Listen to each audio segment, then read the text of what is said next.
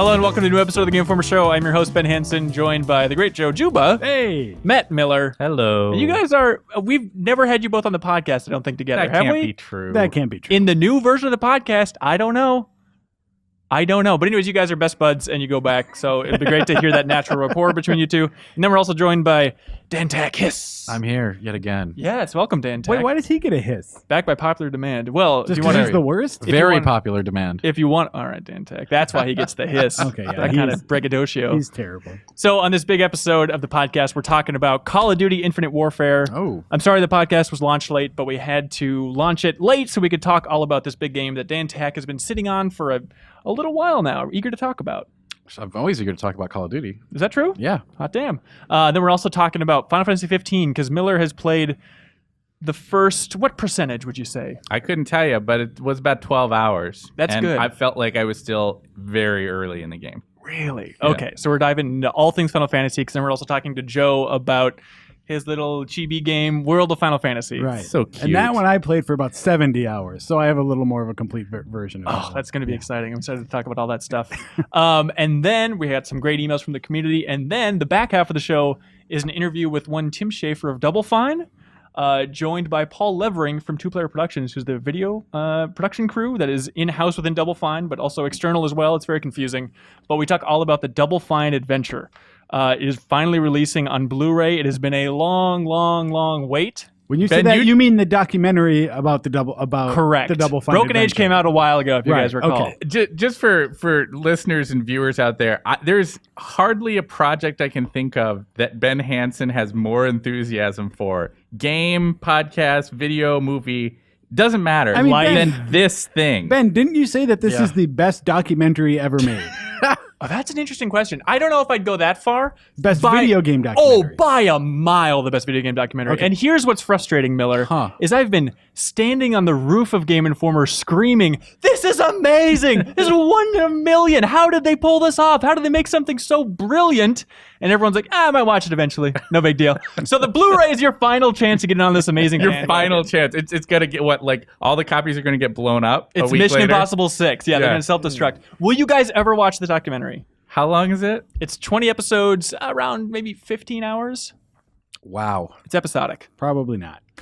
It is the best look into video game development you will ever get in your life. I cannot encourage everybody to watch it enough. But you can hear me just violently fillet those two in the back half of this podcast. I was going to say, like, you're such a Double Fine fanboy that it comes with, like, some trepidation, you calling it the best thing ever. Yeah, that's, It's just- that's actually part of the source of my reservation here. I would call myself very much a Tim Schafer fanboy. Double Fine, I put in a slightly different camp. I like their games just fine, but I think having a good charismatic lead in a documentary that's really funny, like it's an incredibly funny documentary. Tim's a because real of- funny guy. Exactly. Yeah. So that's what I'm into. But I should point out, I was a backer of this project, just for full disclosure, but that's because I knew I was going to like it because I knew that video production crew so well. I have not watched it, but I will say that Tim Schafer is one of those guys that, like, the in-person version of Tim is just as genuine and funny and awesome as the sort of persona that he puts out there. Right. And that's honestly, it's a rarity. And I could see why it would be a lot of fun to, like, follow that guy. Imagine filming his him for studio. 3 years and Yeah. then cutting it down to the funniest highlights. Yeah. Wow. I can understand that. That'd be All pretty right. fun. But people don't want to talk about that. There's plenty of that in the back half of the show. Right now, Back up. Call of Duty Infinite Warfare. Hey, that's a game. You were on last week's podcast. We talked all about Titanfall 2. We did. You sat there politely, some would say skeptically. I was not skeptic. Again, I Okay. want to address that right immediately off the bat. Please. My critique during that episode was not of JV and was not of Titanfall 2, but rather JV's absurd explanations for his love of Titanfall 2. JV did a lot of, the campaign's so stupid, it's fun. And Dantak took issue with the term stupid for describing a great campaign, which, by the way, I finished that over the weekend. So good. It's Is really it stupid, good. though? It's action movie-ish at times. But that's not stupid. It feels very self-aware. I don't want to waste this episode on that episode. I agree. But like for people that don't play a lot of shooter campaigns, it feels like one that if you're just lightly interested in the genre, it's worth swerving to go out of your way to hit. Now I will say, before we move on to Call of Duty, that I think one of the interesting things about the dynamic of releases this year is that we're talking about Call of Duty Infinite Warfare at the tail end of a bunch of amazing shooters coming out. Yeah. And so, like, I haven't played it yet, Dan. I mean, like, after all these great shooters that I've had the opportunity to dip into in the last couple months, what is it about Infinite Warfare that's like going to blow me away? Well, I think that's what we're going to talk about Yeah, today. no, I know. I want to hear your thoughts. Do you like it? Absolutely. I enjoyed it thoroughly. It's the best campaign we've had for Call of Duty in several years, but, depending on what you thought of the last few, that's not saying a whole lot. However... Seems like the highlight for the last few years for people is Advanced Warfare. Is that where you'd put... For campaigns? Yeah. Yeah. The campaign, the last one was just, I like the stuff they did with the mind bending and the flashbacks and stuff, but overall it was just incomprehensible, and that's the last thing you want for a Call of Duty game campaign, right? Yeah. So yeah, we definitely, that was not a good campaign. Do you consider this campaign stronger than Advanced Warfare? Absolutely. This is essentially a World War II story told in space. It's very, very grim. A lot of in some ways, but uplifting in others. It's really highlights the sacrifices and heroism of war and small scale squads. And it in a grounded way? Absolutely. The game is completely grounded. Like, the game is super grounded compared to Advanced Warfare and even Black Ops 3 in the campaign session. Joe just squinted so hard his eyelids passed each other and his eyes Hang on. opened again. Hang on. I mean, there's more. I'm going to elaborate. Explain grounded in super space warfare. All the stuff on the ground and on the planets is super grounded, super old school combat. Very little in terms of hypermobility or anything like that. You've got to like hide behind stuff, shoot stuff, all that stuff. But the space segments are obviously way different, and they're super cool too. They're not like tacked on gimmicks. The in-flight stuff and your Jackal, it's freeform. You fly all over the place. It's like Star Wars. It's great. It's really fun segments that are like woven in. They kind of give you a break. It's kind of like a refresher. Otherwise, it might get stale going from map to map, all ground, all rockets, all guns. The drill, right? That's still there. But the in-space stuff is actually super fun. And I was always looking forward to the next segment. I'm like, when do I get to go on my ship again? To the point, does it feel like, this might be a weird analogy, but like the ship combat in like Assassin's Creed 3, where it feels so strong, it's amazing, it's only relegated to these little sections? Yeah, but the thing is, you can have more of it if you want it. This is another thing that this Call of Duty does that others haven't, and that's the concept of optional missions in the campaign to unlock new stuff. So if you're finding yourself stuck in a section... Like whole missions? Whole complete missions. Wow. Whole complete missions. Tons of them, too. They can unlock new stuff like new Jackal modifications, new weapons and stuff like that. So you can do these if you want. They're completely optional. And they will get you new bonus assets. And they're not like, generic, go and kill this ship. They're actual missions that you can just choose to do or not. Is it like a Star Fox map that you're selecting these by? Yeah. Oh, yeah. You've got an orbit map that says like, here's the main mission. Here are your side missions. Which one do you want to do? Wow. Which one do you want to do, Captain? Because you're the captain of the Retribution starship, but it's a Star Destroyer essentially. So it's like a grounded World War II version of Star Fox. It is the story is very grounded and very World War II. You're talking grounded. You're talking about like story emotionally grounded. Yeah, definitely. Right? Okay, the story writing in this is leagues better than the last two Call of Duty games. Definitely, stay past the closing credits and see what's there. That's all I'll say about that. Cool. You'll be surprised, I think, by where they take the story. It is not a traditional Call of Duty ending.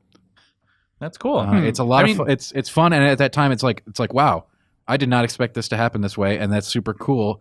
And it's and again, it's a more emotional story than other Call of Duty games as well. They win so hard it makes you cry. I think I kind of like. I don't think that's what happens. I kind of like what you're describing. I mean, I think I could see where they would be kind of coming from there, in that like this is from a perspective of the gameplay that you're doing, the most out there Call of Duty, right? Like, and it's weird because it's outer space, because you're doing stuff that's sort of far flung future ideas. I could imagine that the development team probably had a sort of conscious mandate to say like, okay, if we're going to be doing that with the gameplay, we need to have something that feels sort of core human experience to make it feel like there's something valuable here. And they might have hit on something cool there, right? And it does that in so many smart ways. Like, it's like your team is small, right? So you have to like, there's none of this large scale crazy warfare. I mean, there's some big segments of ship fights and crap like that, but for the most part, you're dealing with a very small crew of people that you get to know and fight with. So there's, So here, my question about this is that like I think of Call of Duty as such like an iterative series. Like, we see something about it every year, even though it's different dev studios, like they hand off. So like let's say that someone has not been playing Call of Duty for the last 7 years or whatever. Okay, Like, that's Just hypothetically speaking. well, okay. That's a random number. All Frozen right. in ice, or I'm thinking of someone like myself. I played Modern Warfare. yeah, Like okay. the first So we're talking 7 years. that's the last Call of Duty I've played. okay. And whenever I hear people talk about the new Call of Duty and all of the intervening years, it all sounds like basically the same with some small tweaks here and there. Like, where do you think this falls in the spectrum in terms of like, is this a destination game for someone who's not established as a Call of Duty fan already? Is this something that like you should just pick it up because it's a great game, or is this something that is of value mainly to just established fans? I mean, it's the shooter season. And for one thing, okay, the game has had massive changes in some are iterations. This one I would consider, in terms of gameplay and the multiplayer and zombies, I would consider it iterative. Campaign is completely different. But on other things, like Advanced Warfare, a couple years back, that was not iterative. That was insane, like the amount of changes they made to that as far as like mobility and stuff like that. It was a completely different game. But yes, some of it is iterative. So is this game a good game on its own merits is the question? Absolutely. Okay. and it's not going to be too off-putting to jump in. It can be. I think the campaign at the base level, if you're playing on normal difficulty, is a little harder than the last couple. But that's because the optional missions can give you extra stuff if you get stuck. I found myself having to be a little more tactical. Like I couldn't just run through the level. I obviously tried this just to see if that was availability. You know, just like I did in some of Black Ops 3, was just I don't really want to fight these. I'm just gonna run. And that was not really an option here. There definitely is something interesting about the way they've approached rolling this game out.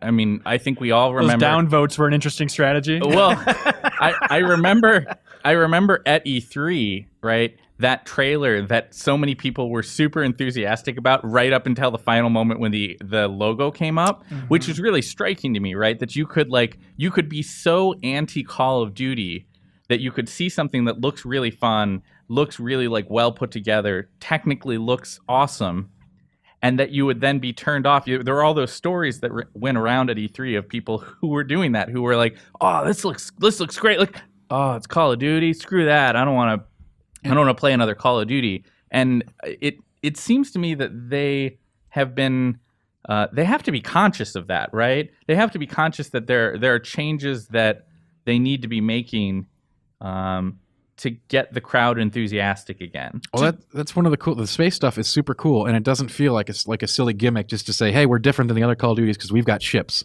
Right. Like it's really fun, and every time you're in one, you're like, "Yeah, I get to go fly into my Jackal again and do dogfighting and switch to my cannons to blow up the Super Star Destroyer," and it's really engaging stuff. On behalf of those haters, though, Miller, do you think there's still something, though, where it's like, once you see the Call of Duty name, that fills in all the gaps they didn't see? Where they see the Call of Duty name, they go, I'm going to see a sergeant with the follow icon in front of him. I'm going to run through some bullet fire. And you don't see that. Really? I mean, okay, maybe once. Maybe once, and there's still not like any... They do a great job at translating, like keeping that... Again, it's weird, but like definitely story-wise, I was not expecting to be as invested in the story as I was in this game. In the office the other day, I was trying to mock Dan Tack for saying he got a little misty-eyed at the end, and then Miller came around and yelled at me for what was it? Destroying. What was your take, Miller? Your hot take? I think perhaps I was critiquing you a little bit for allowing someone to express emotion about a thing. And I was like, "Be a man, play Call of Duty. Why are you crying, That's what I son?" do. I was just giving you crap, Dan. I like crying a lot. Then also we do work in an office that is prone to hyperbole.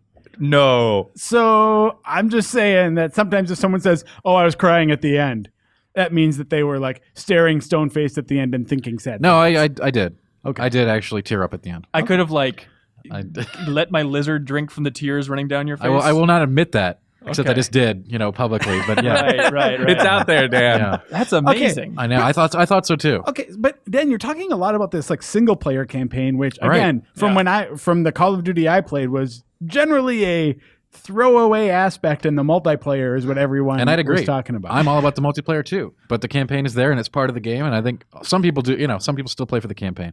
Before moving on, though, I just want to touch on one last aspect of the campaign, Please. and that's Kit Harington as the villain. Sir Jon Snow. Yeah. Yeah. Get of the century. I thought a lot of almost all the actors and everything did great. They filled their roles really well, especially the robot. He is amazing. Are you about to trash Jon Snow right now? I would say that his not his performance exactly, but his character was completely just a dull thud.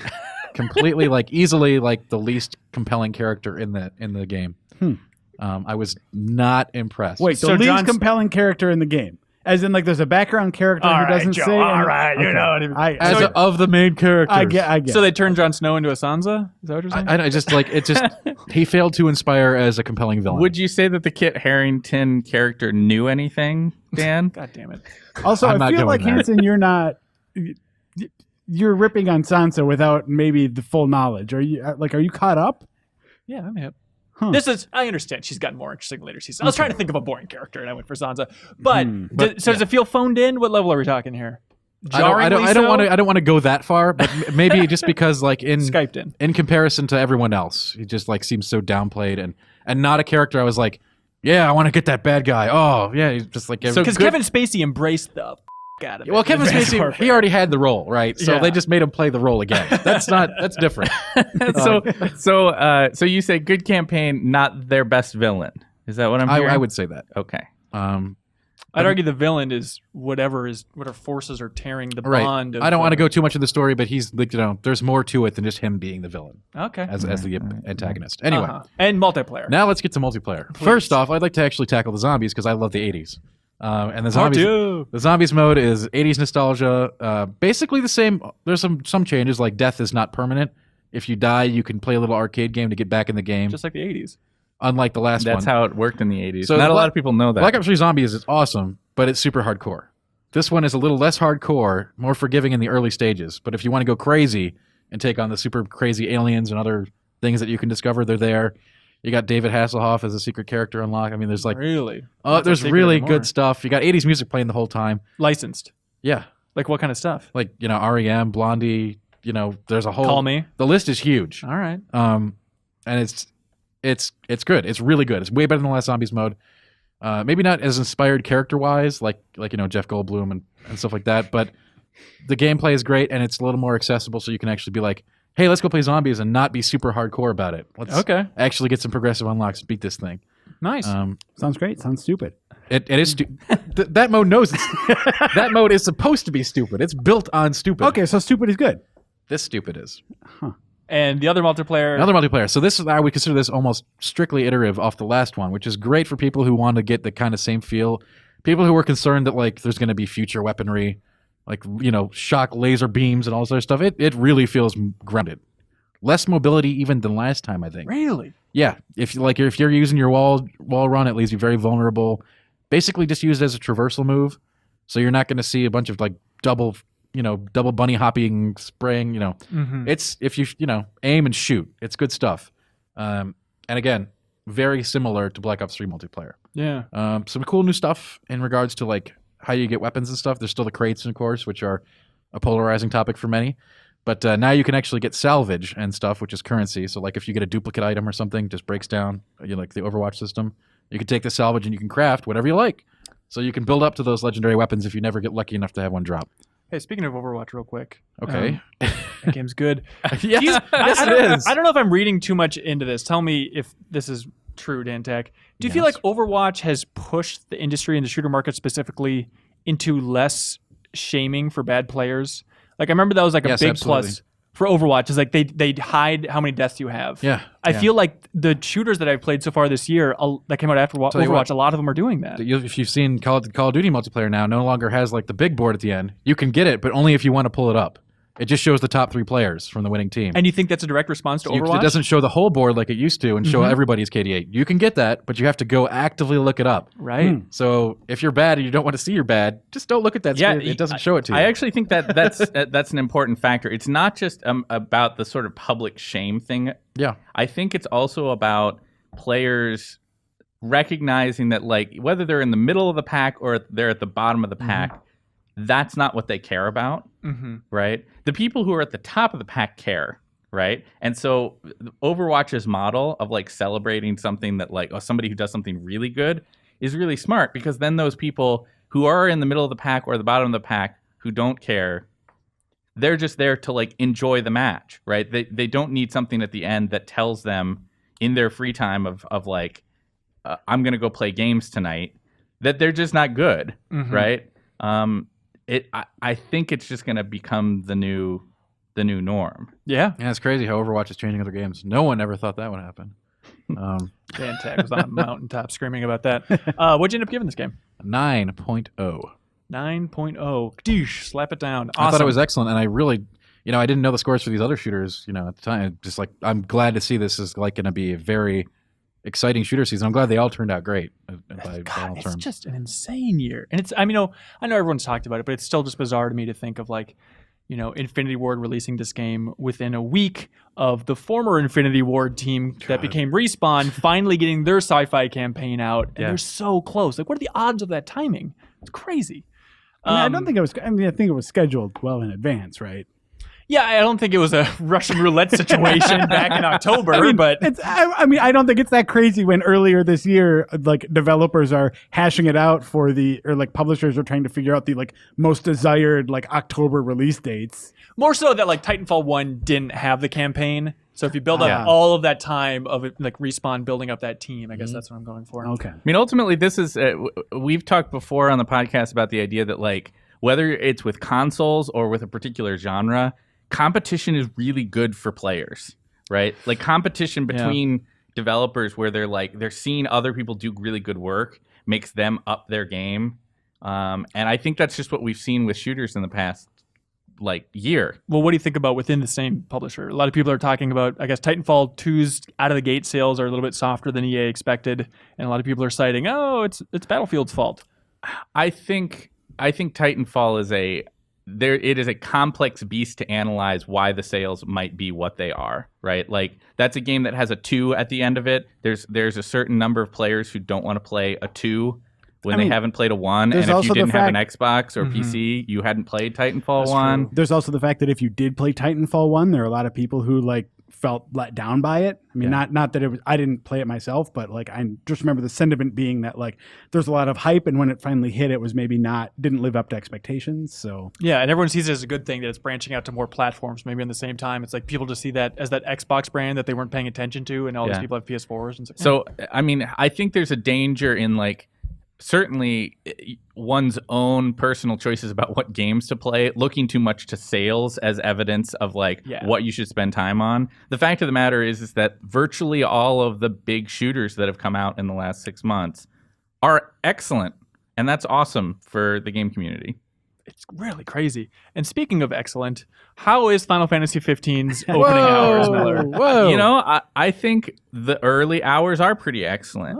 If only because they are intriguing and different and surprising. So hang on, just real quick recap where we all are. Joe and I played the first chapter. Dan Tack played. I played the first 2 to 3 hours. First 2 to 3 hours. I think that's about what we played too.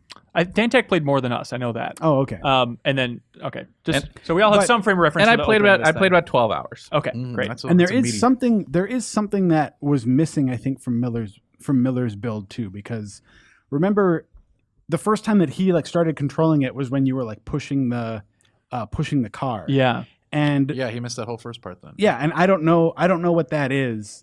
It's the boss battle that you're supposed to lose, is all that Tabata was saying. Yeah. Yeah. If it's even I don't even remember if that might have just been our speculation. I don't remember how much they actually said about it. I think they said because it's harkening back to Final Fantasy 2's opening. Oh yeah. You're right. Yeah, something like that. Well, so anyway, that there is an opening thing that we did not see in any of the stuff that we've played. I think that the early stuff is surprising in how different it is from what Final Fantasy faithful are used to, and it does not play like a game that has been in development for more than a decade. It plays like a ambitious, forward-looking attempt to modernize the Japanese RPG formula. When I hear that, it makes me wonder if they changed those car controls.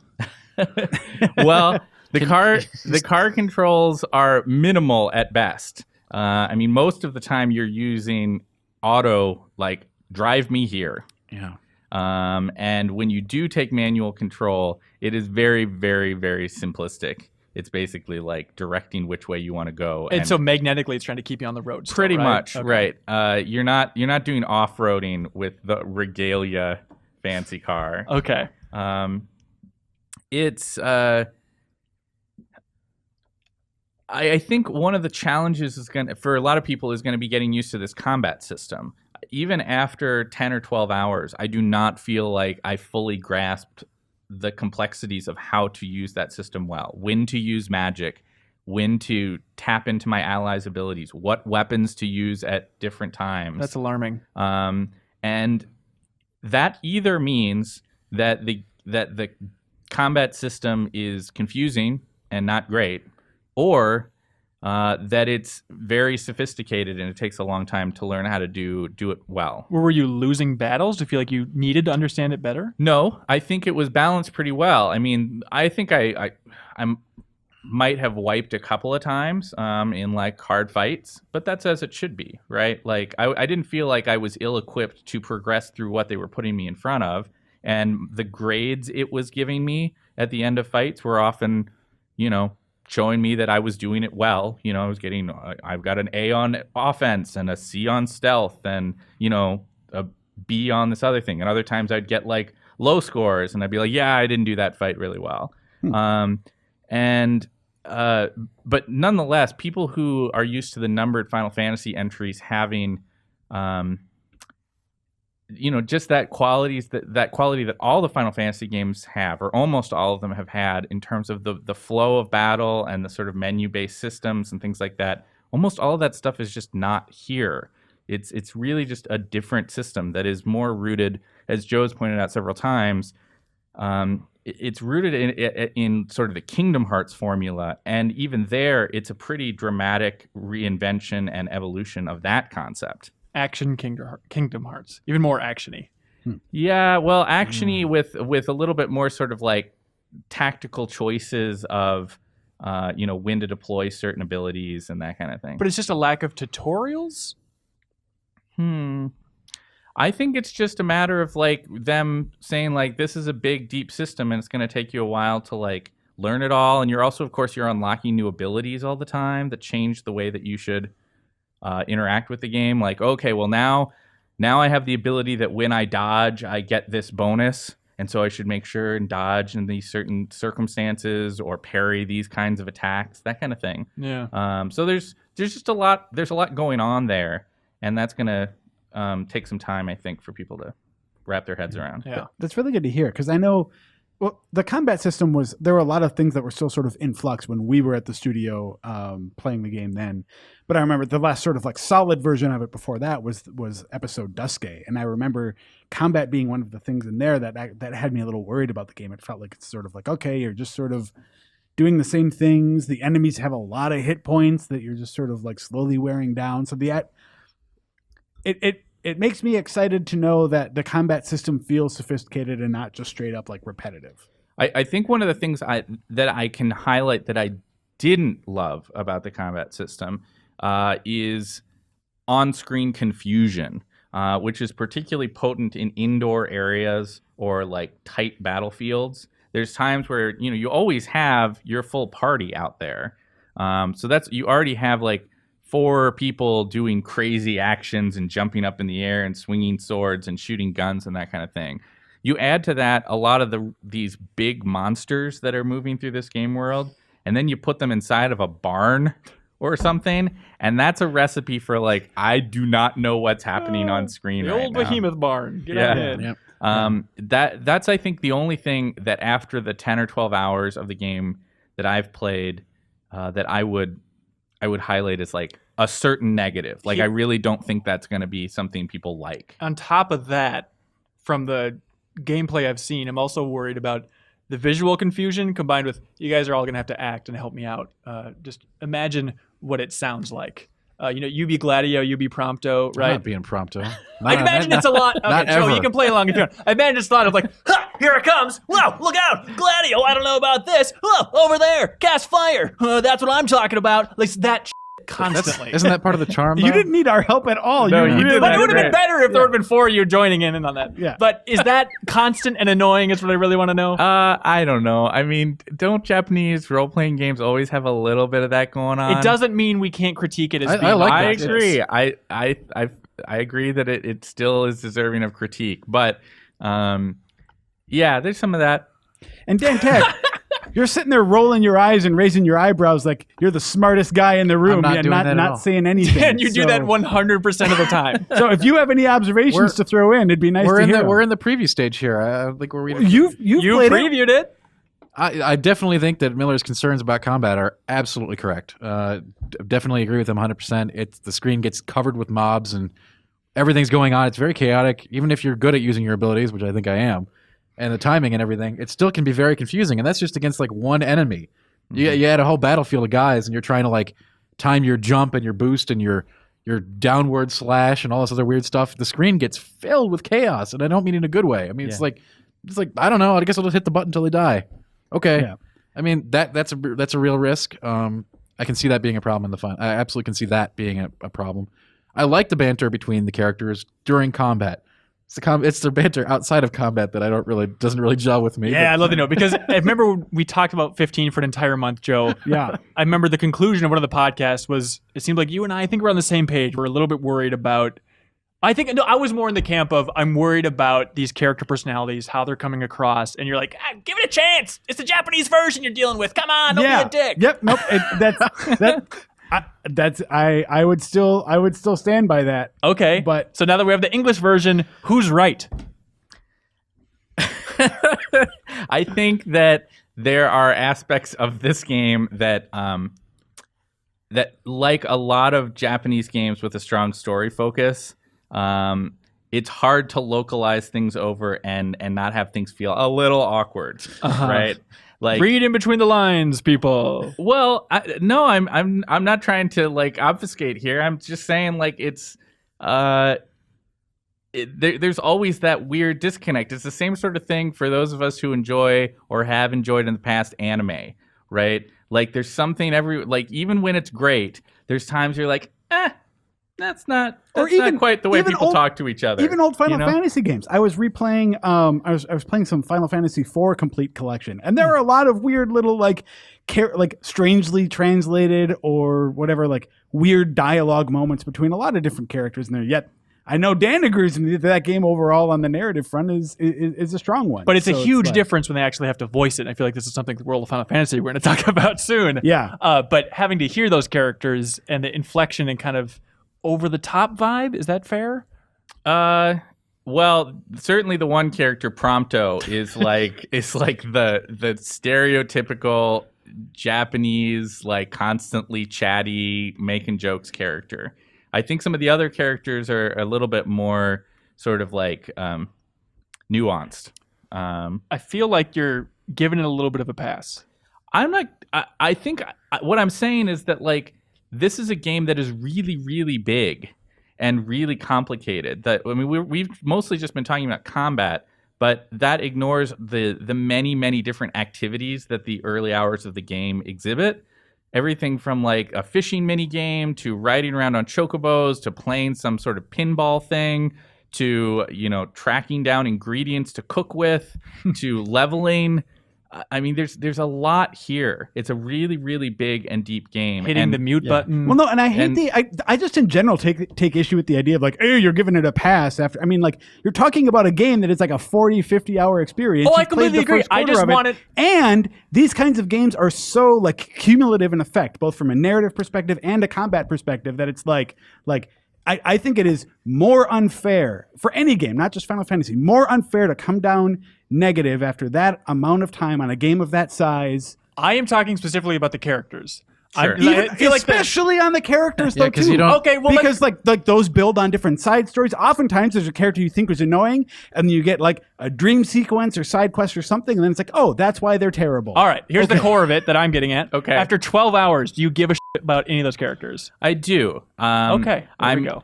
I think that one of the things that they do a fun thing with is playing around with the idea that these guys are royals, right? And there's this weird dynamic of like the three buddies are basically like royal bodyguards, right? But there's also the sense that in this world, the royal bodyguards have been this guy's best friends for his whole life, right? They've always been there. And there's no sense amongst themselves that Noctis is better than them, really, or more deserving of like not getting made fun of or anything. Like they're just buddies. But there is always this undercurrent that like we need to keep Noctis safe, right? And that's kind of an interesting dynamic, right? Like the game's greatest potential, if it works out, is to explore the nature of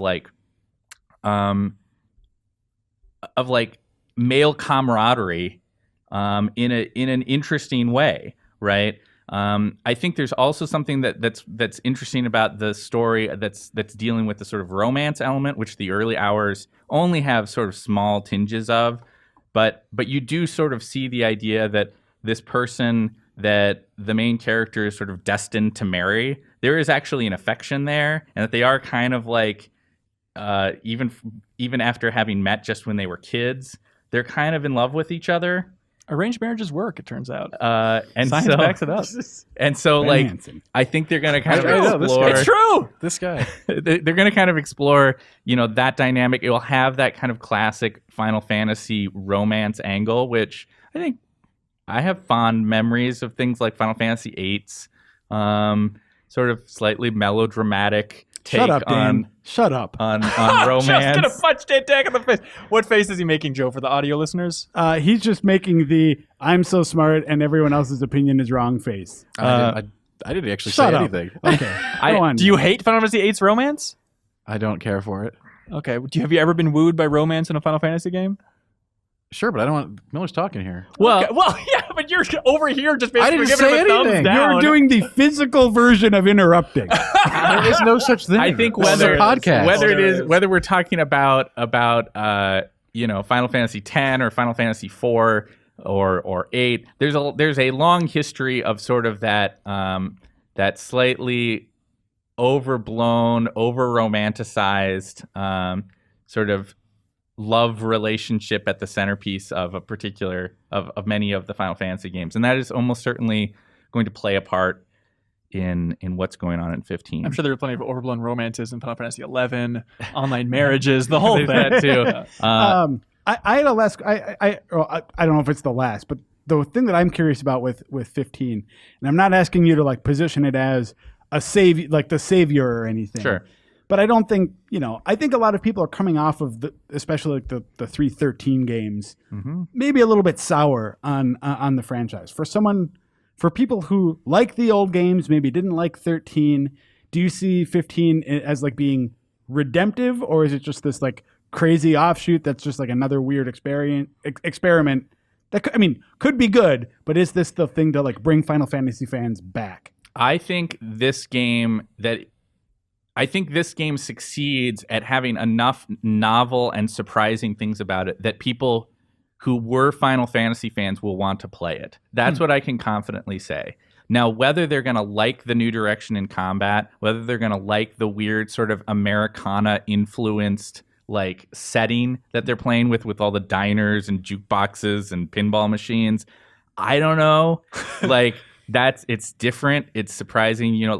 I think there's a lot of stuff there that longtime fans are going to have to struggle with to understand whether, like, do I really like this? If I'm honest with myself, like, am I just like not liking this because like I want it to be more like Final Fantasy IV or something, and what it was in my memory?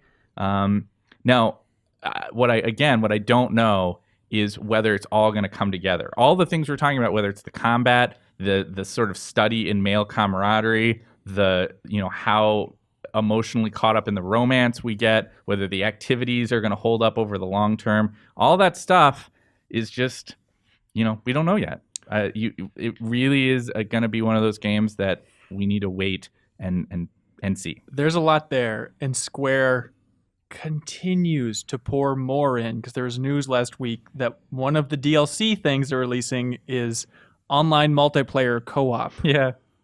What do you think of this? What? Do you know this, Dan? No, I hadn't heard that. Joe Miller, what do you think about making this multiplayer just for this one slice of DLC?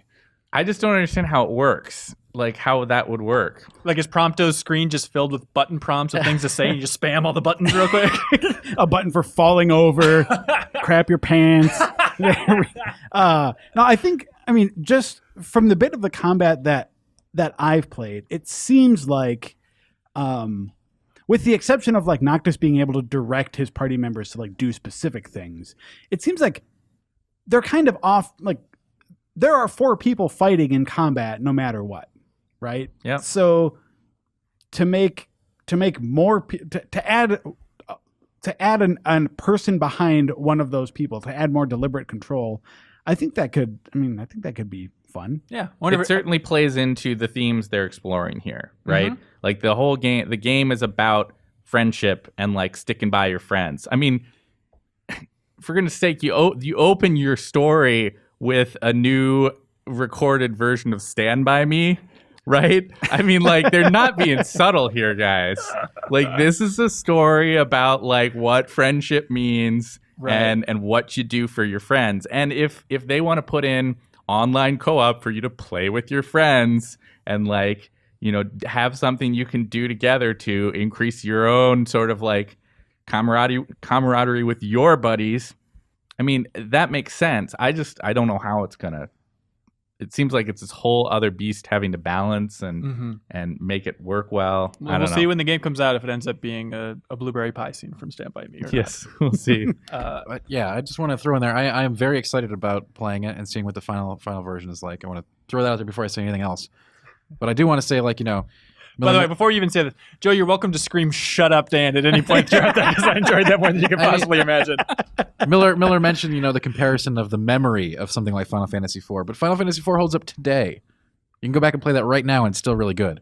Yeah. So I'd argue that you're not you know, comparing against the memory. That's a game you can still go play today. Well, to be fair, you can't pull off a 35-year-old off the street and say play this game and be like, "Whoa, these characters!" Yeah, you and I can play it and say it holds up because like there's a connection there already. Mm-hmm. I mean, I've heard from plenty of people who like hear great things about Final Fantasy 4 and 6 and 7 about being these like the best games in the series, but turns out that those games are like 20 years old now or more, and people who don't have that previous connection don't 100% hold up. All right.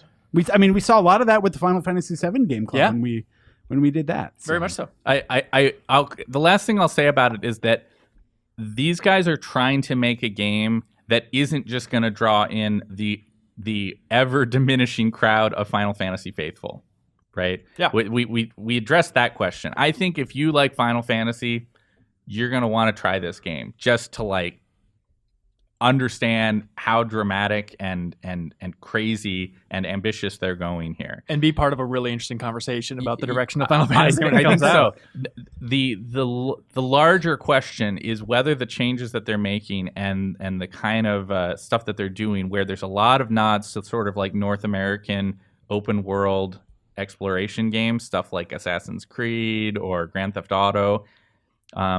If they can draw in some of that crowd, that's what they're trying to do. Yeah. Right. And that's going to be the big question for whether that game finds the financial success that it's hoping for. For sure. So I remember at E3, Square debuted 2 trailers. One for Final Fantasy 15, which I think was trailer number 378, and then one for World of Final Fantasy. And Dan Tack leaned back in his chair and said, "I could get used to this." Absolutely. Did you end up playing it yet? I have not played it yet. I really want to. It's on my list of things to do. Well, Joe Juba has played a lot of it. So how did this bizarre fan servicey chibi conundrum Pokemon clone World of Final Fantasy end up?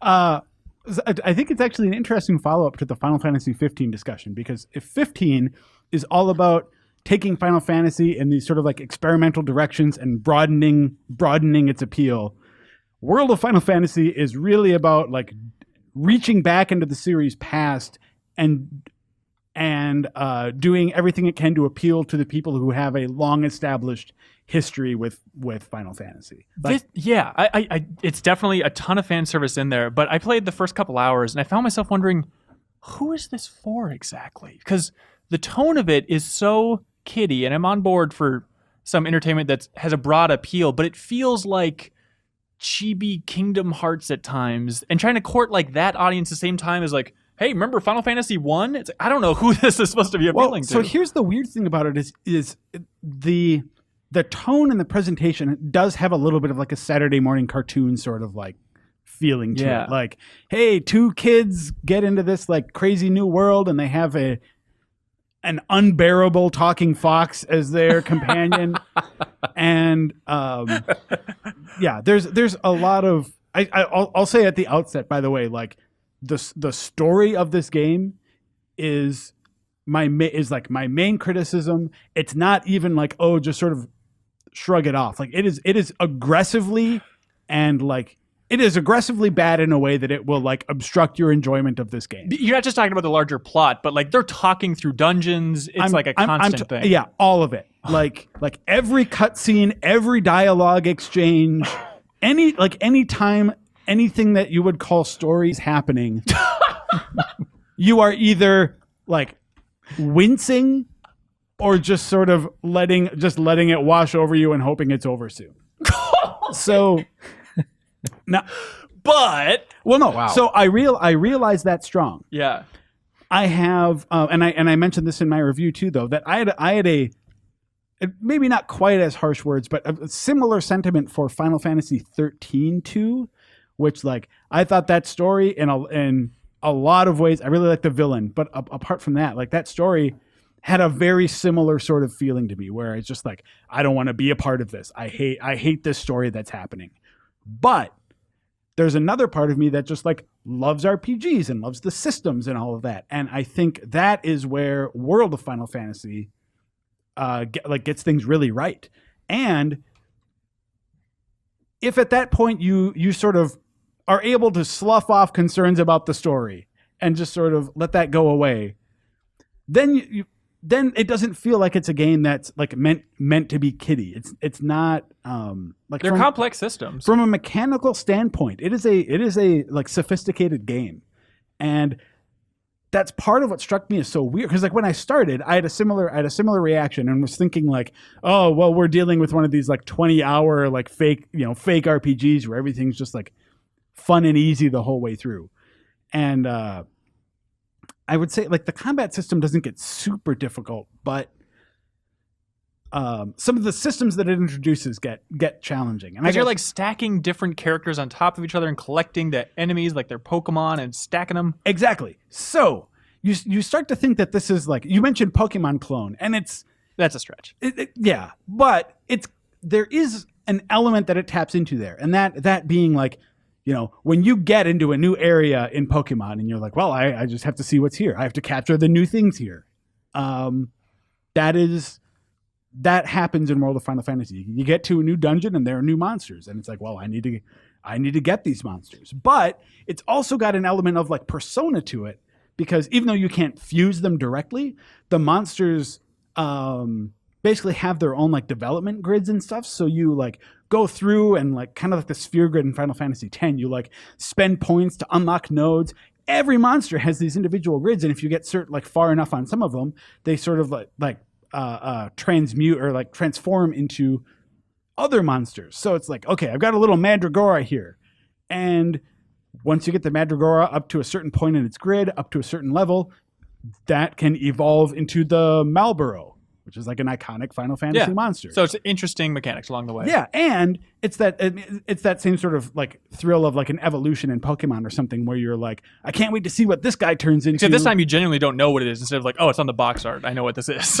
Yeah, there are times when you can guess though too. Okay, but still, I want to ask you guys a question, because you guys are kind of talking a little bit about Pokemon. I do not play Pokemon. Mm-hmm. Okay, so this is not a leading question like I'm trying to make fun of stuff. But does Pokemon have a story that you care about? No. It I mean, tries. It tries every I'm entry. asking in relation to what Joe is talking about, because like I know that they're not the same games or whatever, but like the few times I've tried, there have been several times actually over the course of the years of so many people in this office and elsewhere being like, "Gosh, Pokemon, it's so great this time. It's so Pokemon, man. Pokemon, you got to play Pokemon." And I go and I play What an that argument. game, and I'm like, "What are you guys doing here?" People defend the story in black and white because it's the most adult, but the rest of it, I think it's abysmal. Okay. It's just hippy dippy, saccharine, sweet, like power that's- of friendship. Like it always feels like it's this really childish, silly kind of stuff, which sounds But- a little bit like what you're But describing. in Pokemon, it's unobtrusive. I Okay. feel like Yeah, like for the most part. in Pokemon, most of like when there's story, okay, it's not great. But like the bulk of your game, the bulk of the thing driving you forward is like you're just going Is the around and collection fighting and mechanic. collecting and like You're the going game. to beat the masters. You're yeah. going to become the very best. Pokemon There's games. no other story besides that. Yeah, exactly. Whereas you're saying in World of Final but Fantasy, Poke- it's yeah. intruding. Pokemon games know how to backburner the story, and World of Final Fantasy doesn't. Okay. I liked at the beginning, there's a character, the most interesting part of the story, from what I played, the only interesting part of the story is there's a moment where a character just looks directly at the two main characters and says, "I'm God." Oh yeah, that character is Enna Croy. She's and God. Basically, but she also is like, well, I guess I can't get too spoilery, but like, don't expect that to unfold into some sort of great interesting thing. Okay, but the thrill of this game is the fan service, is a throwback system. We should mention it's directed to a guy we talked to while in Japan, Hiroki Chiba, who's been around forever at Square. He was a lead designer on Gold Saucer for Final Fantasy VII. We have a story up about that on our site. I Yeah, think. check it out. It's fun stuff. But I want to know the best bit of fan service in this game. It's a lot to ask Final Fantasy fans to play through this entire thing, I feel like, if you agree or not. But what's the highlight? Okay, well, man, there's a lot of it. I guess I want to say, I feel like I still have some other things to talk about with Okay. it before we get to that, and that's just like a lot of the ways that it is this like reward for fans is that it goes back to like a turn-based battle system. Yeah. And you can make the menu look exactly like the old ones if you want. So it's like old command-based, like straight up turn-based ATB style battles. Ben mentioned like a stacking system, which is a clever way to use. So you effectively only have two party members because like your two main characters, the two kids, can each stack on monsters. So it looks ridiculous and it's conceptually stupid, but from like, again, the way it plays out just in the game is fun. And what it is it's like it allows you to combine the abilities of any monster of the monsters in your stack into one. So, for instance, let's say that you have you have Ifrit. That's a large monster. So then you turn your character medium size, so you'd be in the middle of the stack.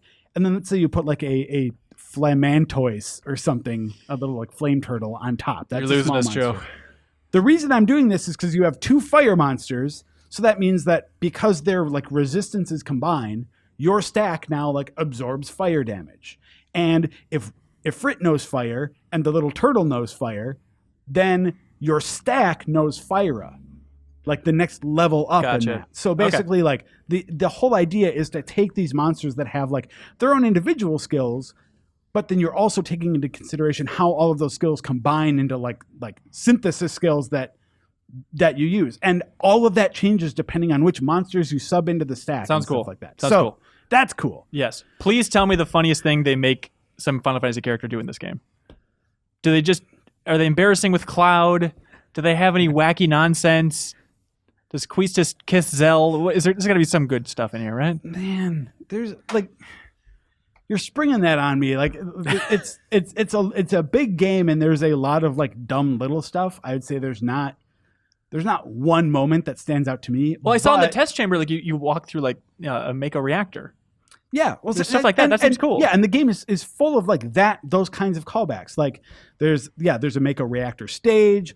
You have like multiple different kinds of summons. So like the kind of summon that you get that just shows up and attacks enemies and then goes away.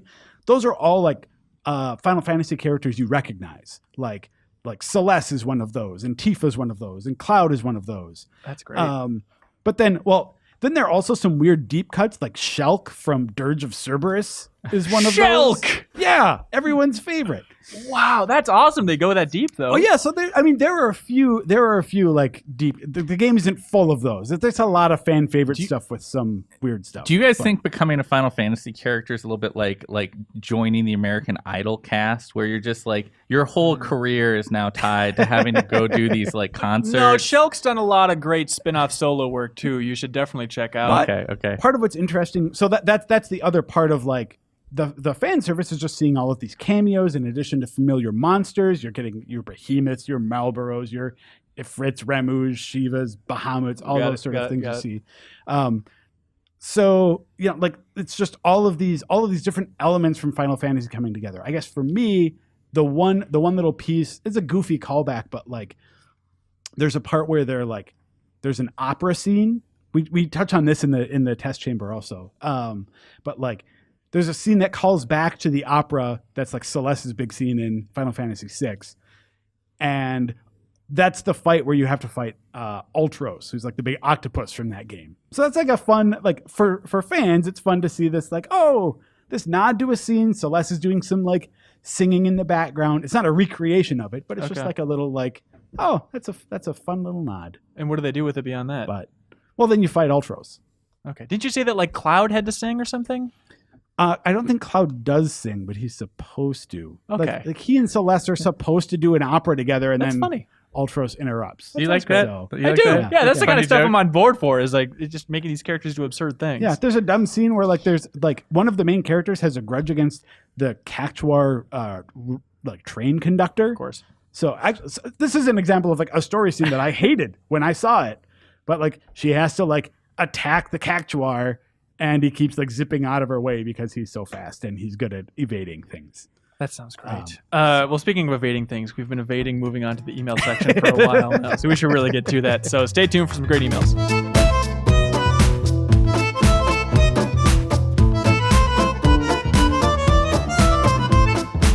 And welcome back to the Game Informer Show. We got some great emails from the community. Before we get to any of them, though, we should point out that if you're listening to this podcast early, this Saturday, November 5th, we're doing our Extra Life stream. So say you're listening to this on a Saturday afternoon, you could go to GameInformer.com right now and watch us play games for 25 hours straight. We're giving away so much stuff. Absurd things like really great bundles, gaming nonsense, all over the place. A ton of giveaways. So donate. It's for the kids. Gillette's Children's Hospital in St. Paul, Minnesota. Let's raise a lot of money. It'll be really fun. It'll be a great show. And Dan Tack, you looking forward to it? People are going to really enjoy this thing. That's all I have to say. I can't spoiler it, but wow. Scale of 1 to 10, how weird is this live stream going to be, Dan Tack? 9. Great. Correct. So anyways, let's get to business here. We have first email from Jai Haynes. Says, hey guys, the loser of the Switch price bet should have to sing the song, but as a Nintendo character. This is a reference to our Nintendo Switch episode where we all bet on what the price of the Switch was going to be. And the loser, person who's furthest off, has to sing that song from the Nintendo Switch review. Trying to have a good time. So he recommends a Nintendo character. I agree. That's a great little adjustment. Okay. Curtis Knight writes in and says, why is Dan Tack giving JV for his Titanfall score? Someone spank him, is what Curtis wrote in. Did JV write that? Okay. I don't know. But anyways, you already explained. I did explain that, yes. And he says he hasn't played Titanfall yet, but he's looking forward to it. And then he says, this seems like a really good year for shooters. When was the last time we had a year or two of this many good shooters? Never. It's never happened that I can think of. Please write in if you can think of one that stands out. But it's not just the last month and a half. It's like looking before that, you have stuff like Overwatch. You have a lot of people who've been playing ongoing games throughout the year and have been getting engaged with. Yeah, well, like not every one of those shooters has hit the mark for sure, but there's a lot of games that have been like long-term investment games this year, like the Is this Division. a stealth Destiny discussion too? No, I mean like I I think games like Division and Destiny have had people playing shooters throughout the year for sure. But right? Overwatch, Doom, Gears of War 4, Titanfall, Battlefield, Call of Duty. Missing any other big ones? Did you say Gears? Yeah. Yeah. All great this year. It's a lot of shooters. Yeah, it's amazing. So Curtis Knight is correct. This is the best year of all time, and it's the best year to be alive. There was that year. I guess it's not that many of them, but I remember like when Xbox 360 and PS3 launched, and we got like Resistance. Shoot, Resistance and Gears of War at the same time, and that was a pretty big head-to-head competition there. Oh, that's interesting. Yeah, I can see that. I don't know where Call of Duty was at then. But I remember that because I think that is the last time that we've had a tie for our Game of the Month award. Really? Yeah. How is that so rare? You think that would happen more often? We talk about it a lot. We talk about I generally don't like ties when it comes to So Game if of the two Month. games get a 9, we'll argue it out and give it to one. I prefer that personally. Okay. I like the idea of singling one out. I think that one of the reasons we didn't in that case is because they were so similar. Like when you're talking about the same genre, Mm-hmm. and like then it makes more sense to sort of elevate them both. Yeah. In retrospect, probably should have been Gears of War. Yeah, probably. But Okay. I mean, What are you gonna I don't know. do? Next question's from Kevin from Denmark. He says, "Hello guys, I want to play a game with you.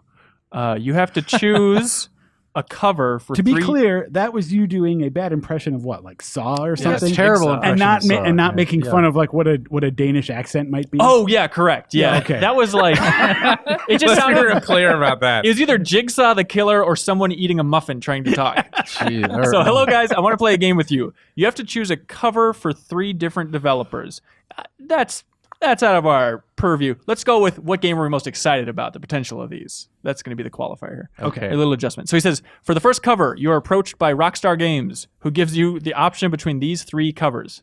Basically, just pick which game you're most excited about. Okay. Bully 2, Yep. hypothetical. Red The Dead answer Redemption for 2. Joe. The answer for Joe has already been made clear. Yeah. We'll see. Red Dead Redemption 2 or Eternal Life for Joe Juba. No, or Agent. Which one would you be most excited about seeing? Going on a cover story trip for. Let's put it that way. Yeah, for me it's Bully 2, but like Bully remains like one of my favorite games ever made. I love open world games, but I don't like it when they try so hard to like recreate a real gritty setting or something. I think that the sort of atmosphere and tone of Bully is something they nailed so well. Also, because you're just a kid, you don't have like a bunch of generic like gunfights and stuff. You're actually doing interesting things in combat. Great pranks. Bully 2. Bully 2. I mean, Red Dead, I can't deny it. I want to go back to Bully at some point, but those mini games look so annoying when I watch my friends play, like sitting through English class. Ugh. I'm sure it's worth it.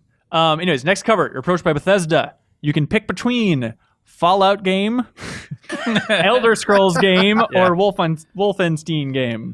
Elder Scrolls. You're an Elder Scrolls guy. Yeah, I think that Elder Scrolls and Fallout are both interesting studies in like the way I get excited about both of them. It feels like I should be equally excited about both, but at this point in my gaming life, I get excited about Elder Scrolls because it's beautiful, and it's hard for me to get now as excited as I used to be about Fallout. Maybe it's just like me getting older, but like I loved Fallout so much when I was younger, but after having played so many of those games, the bleakness of those settings really starts to get to me Interesting. when I play them for a long period of time.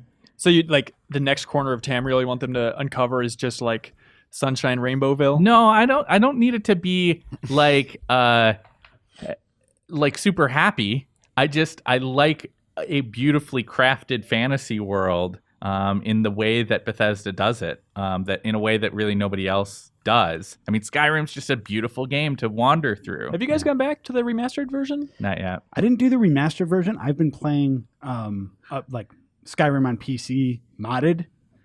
Recently?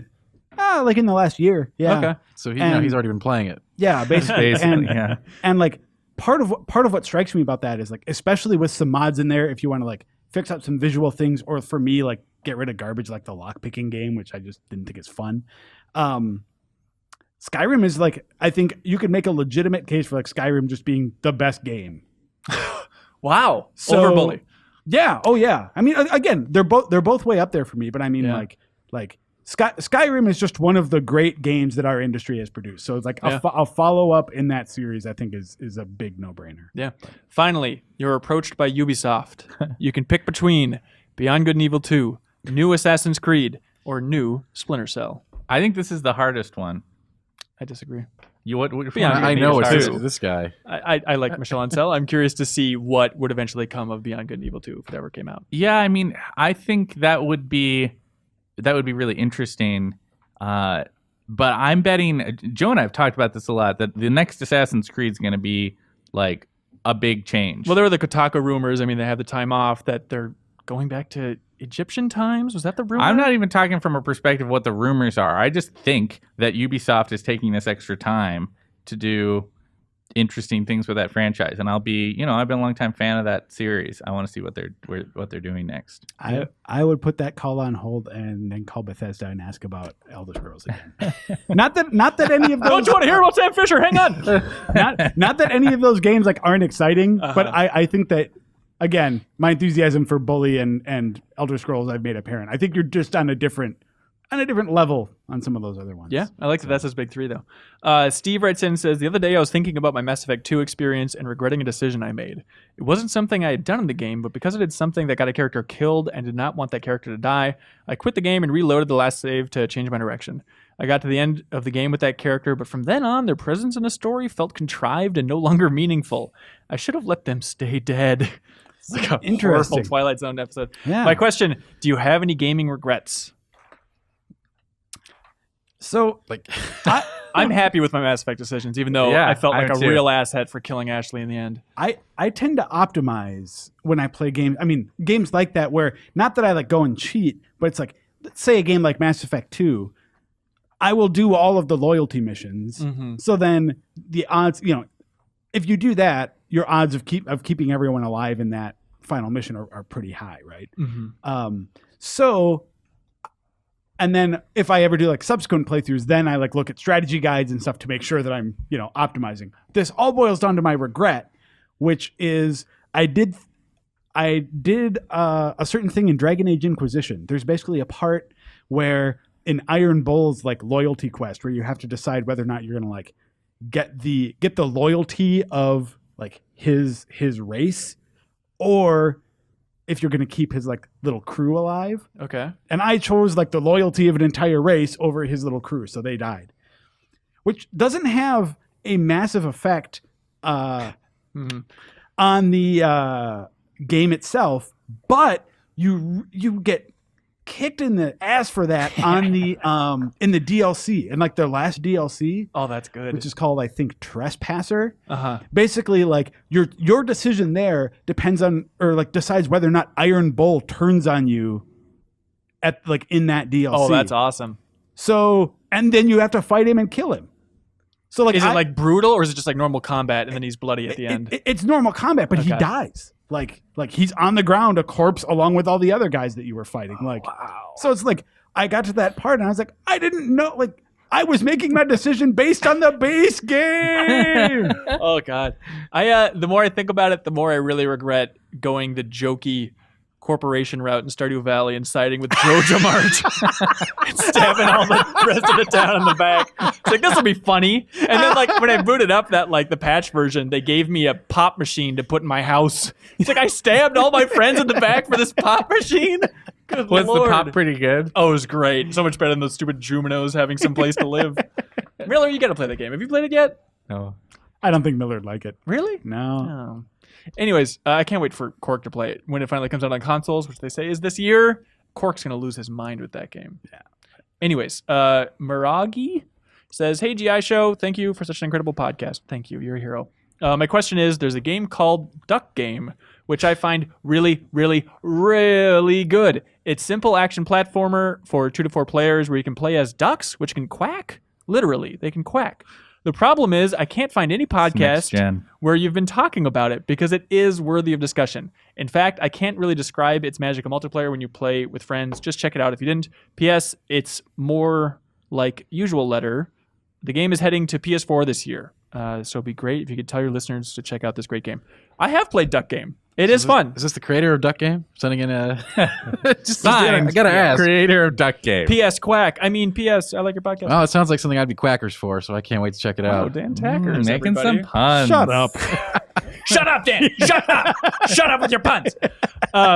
No, this game is really fun. It's just kind of like, you run around your ducks with a shotgun. It's a little bit tower fall-y, except there is a dedicated quack button, which is very funny. And it rapid fires through all these different stages. So it's in that the quack doesn't do anything. It just quacks. yeah, it's just to harass I'm on people. board. Oh, Yeah. like in Mario Party. Exactly. Yeah. Oh, okay. But it runs into that great kind of B tier category of local multiplayer games on Steam. So check it out if you haven't.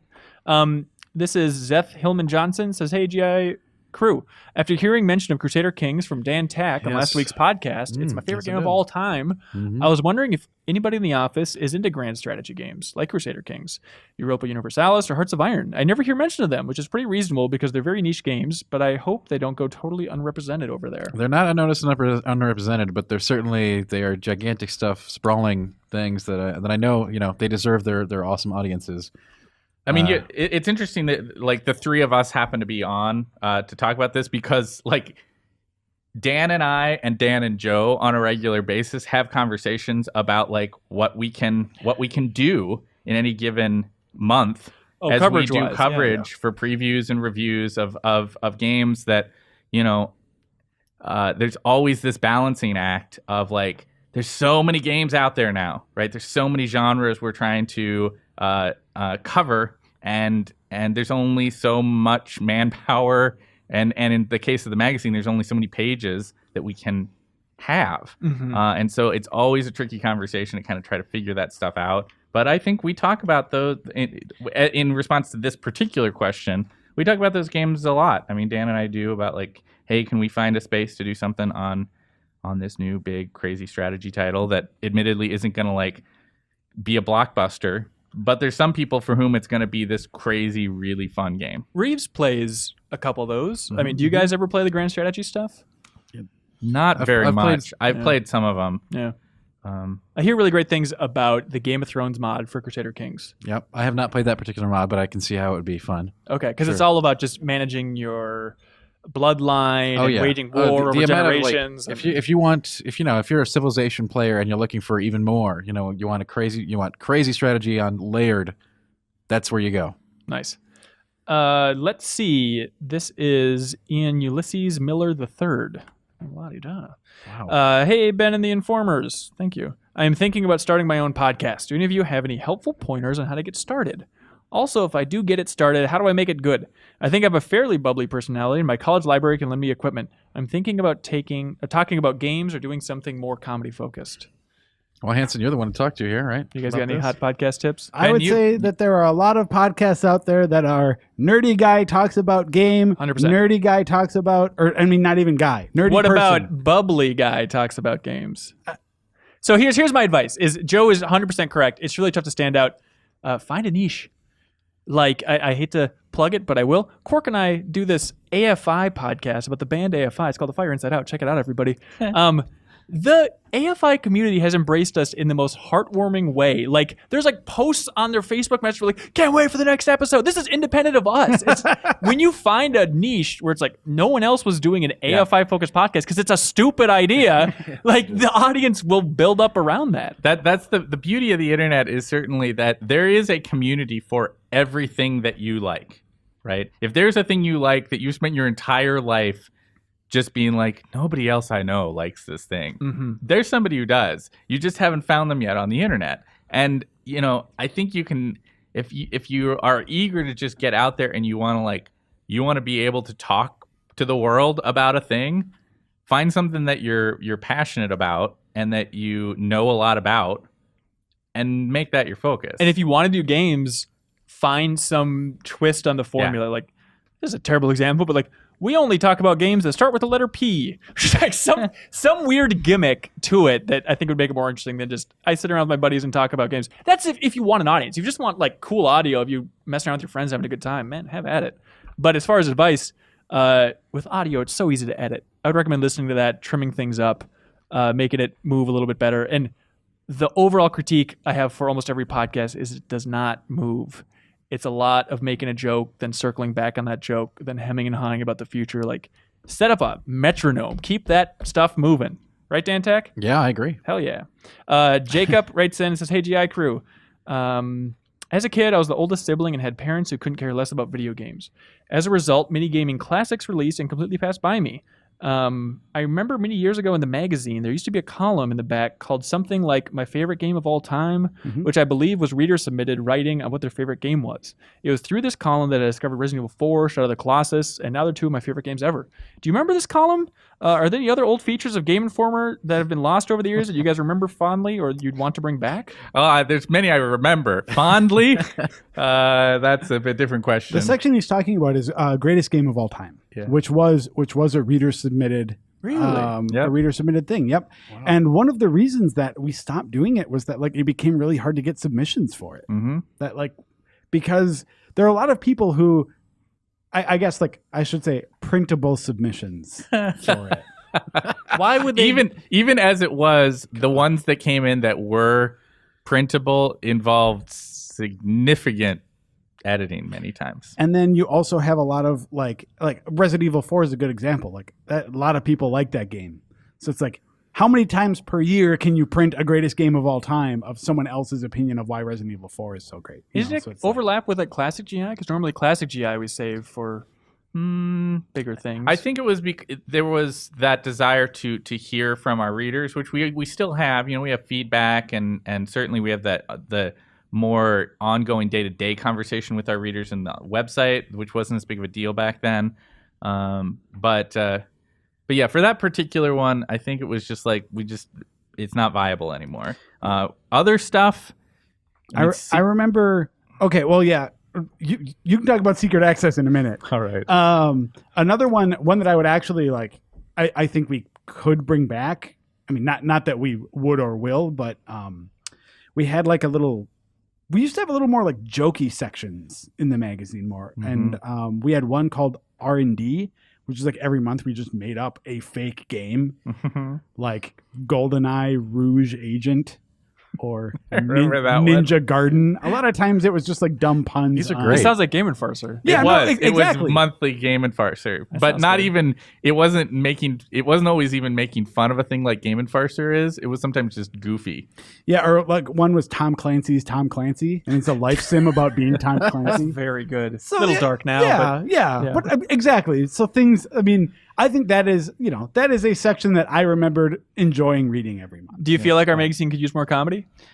I mean, I think just what we provide and like what people want from us, like from an actual print magazine, it's just maybe changed over the 13 years I've been here, Miller too. So I mean, I guess we could get some of that in, but I just think it's like you go back and you read a magazine of ours from like 2004, and it reads really dated. Like a lot of super jokey captions and things like that in there. Oh God. We did a whole. Do you remember the Hawks captions? Yeah. We did a whole we had a 2-page. Remember the Tom Clancy game Hawks? Oh, it was like the acronym. Yeah. We did a whole 2-page spread. The copy was that we did not have a lot of info, and so it was mostly screens, and all of the captions had to rhyme with Hawks. It's like, oh no, missile locks, and is that a fox? Like just weird stuff like that, and we would do that all the time.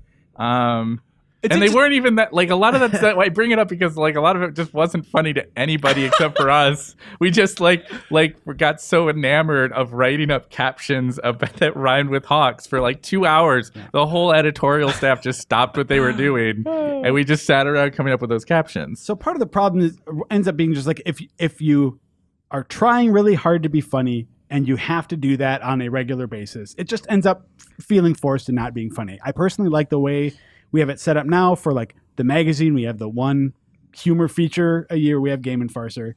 And then a lot of our sort of humor stuff is just migrated online. We have Jeffem who does like a really funny column every now and then.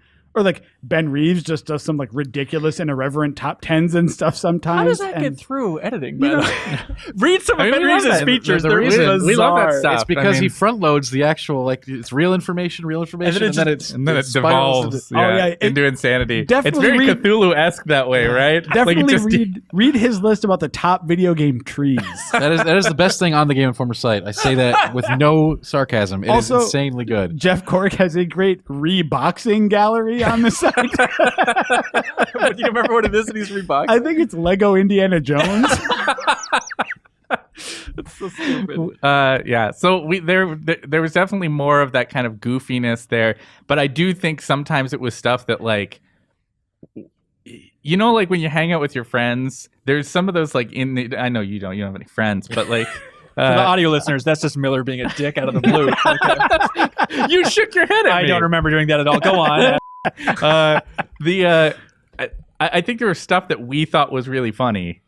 And at some point we kind of like crossed the threshold where we're like, you know, we need to be cautious that like we're not just like putting in jokes in all the time. We had a bunch of in jokes in things like the glossary and our number one. Like slapping the Grimlock was that thing that ran for a long time that we thought was just hilarious. It made no sense. And made no sense as we put into like... We also had like a weirdly long running like a grudge against Carrot Top. Yeah. Like prop comedian Carrot Top. Yep. Like every Bold now and ground. then. Every now and then they're like someone would... It's like if you needed a whipping boy, you know, if you needed something to say this is bad, it's just like a Carrot Top. So anyway, some of that stuff I think is not there and I missed some of it, and others of it I'm like, yeah, that was probably wise for us to move away from some of that stuff. I just imagine the scenario though where like, you know, we have a batch of new hires now. Imagine like, when did you start, Miller? How old were you? 24. If we were got a both wave 24. of 24-year-olds in the office, which we kind of did, but imagine they are pitching stuff like that. Imagine how quickly you would shoot that down. I know. It's like, that is the stupidest crap. But yet you look back on it fondly, right? I do look back on it fondly, but here's the thing, like there's so many times that like new editors or interns will come into the office and do pitch things, and we don't shoot them down from an angle of like that's dumb, because they're new. It's that I pitched that same idea 10 years ago, and it was such a bad idea, you know. Simpsons did it, yeah. You know, and like, and that's what's hard. Is a lot of people come in and they have the sense that they want to do this particular story, but that story's been done, or we tried a particular idea and it didn't work. Yeah. For sure. What are you gonna do? Real quick, Tom from Hungary, awesome, writes in and says, "Hey, GI Crew, many people like to revisit every winter the classic Home Alone for the millionth time. I do. I saw it in actually concert with the Minnesota movie, Orchestra last year. Not the game. Please, not the game. I rewatched Home Alone for the first time since it, like, you know, around its heyday, Christmas last year. That movie holds up. It's great. It is up there with Rookie of the Year for kids movies that I still think are super funny. Like Home Alone makes me laugh like an idiot. Is Rookie of the Year the like yes baseball one? Yeah, the Okay. one where Yeah. he trips on the baseball and snaps his arm, and then he's in the doctor's office and they take his cast off and he slaps the doctor in the face and his friends go, "Funky butt loving." It's really good. Oh god. Anyways, okay. Tom here is wondering what we watch every year. He says, personally, I watch Gremlins every Christmas. I guess now that Halloween's passed, we have to talk about Christmas. Do you guys have any go-to movies for the winter holiday break? I watch It's a Wonderful Life every year. I was going to say that. Yeah. It's so good. Muppet Christmas Carol with my folks. That's like our family thing. That's good. I light some candles and I watch Eyes Wide Shut. It's a great Christmas movie if you haven't seen it. One year. Did you f- my wife? Yes. No. Good. It had to happen. I watched my wife and I watched Can't Hardly Wait on Christmas Eve, and I keep trying to get that to come back, and she will not watch it again. What now. is that? Oh, it's a great just like 90s party movie. Great. It is fantastic. Please, not film. Anyway, so we have Luke Chambers who writes in from IU. So we know what that means? Am I dumb? Idaho? Anyways, he says, "Dear podcasters, not necessarily worth reading on air, but I thought the following might be of interest to you. Great. Here we go. Might be of interest to you, like Joe or Kim. This is where we make a difference because I do think this is interesting to read on air. It's very nerdy, but we're nerds, right? Let's do it. I wrote in some time ago about the meanings of names in Final Fantasy VII. This was in the game club. I'd like to indulge in some speculation about the meanings of names in Final Fantasy 15. Ready? Okay. Ready? The majority of the names are Latin. For instance, Noctis Lucem Caelum, if you speak Latin, feel free to correct me, may be translated to Sky of the Light of the Night. However, some names are more complex, combining several different languages. For example, Luna Freya Nox Floret means literally Moon Freya Night Little Flower in Latin, Old Norse, and French. Freya being the Norse goddess of love. And he's comparing like how, Noctis is light, Freya is the night, and that relationship and that bond. A similar analysis of Noctis's friends' names raise interesting possibilities. Gladiolus Amistatia means little sword friendship, Ingus Scientia means knowledge of fire. Prompto Argentum means quicksilver, which is interesting. Notice that all their first names are in some sense ironic. Gladiolus has a gigantic sword. Ignis's temper is anything but fiery, and Prompto, as seen in the anime, was a chubby little boy. So I don't know if it's intentional that all those names are the opposite of where they actually are in theory, unless at the end of the game, Gladius's final weapon is just a tiny little sword. I don't know. The names of the 5 major countries in the world are also interesting to me. Lucis means of light. Tenebrae means of darkness. Niflheim means cloud home. Solheim means sun home. Accordo means accord. Other tidbits, the city of Insomnia, Unsleep is in the land of Lucis because sleep belongs to darkness. I reserve judgment on the Noctis coma theory of the game as far as that whole saga. That's about all. Feel free to bring up some or none of my ideas on the podcast. From Luke Chambers. Thank you, Luke. I like etymology. I think that's interesting. That's good stuff. Dan Tack, have you ever been more bored than when I was reading off those Latin names? I'm always interested to see that kind of stuff, so I don't know what you're talking about. I mean, I don't think even remotely it would be wise to dismiss those interpretations. I mean, I think that they're very purposeful in like why they're named those things, and but not based on what you've played. Just like assuming. No, I'm just making assumptions that like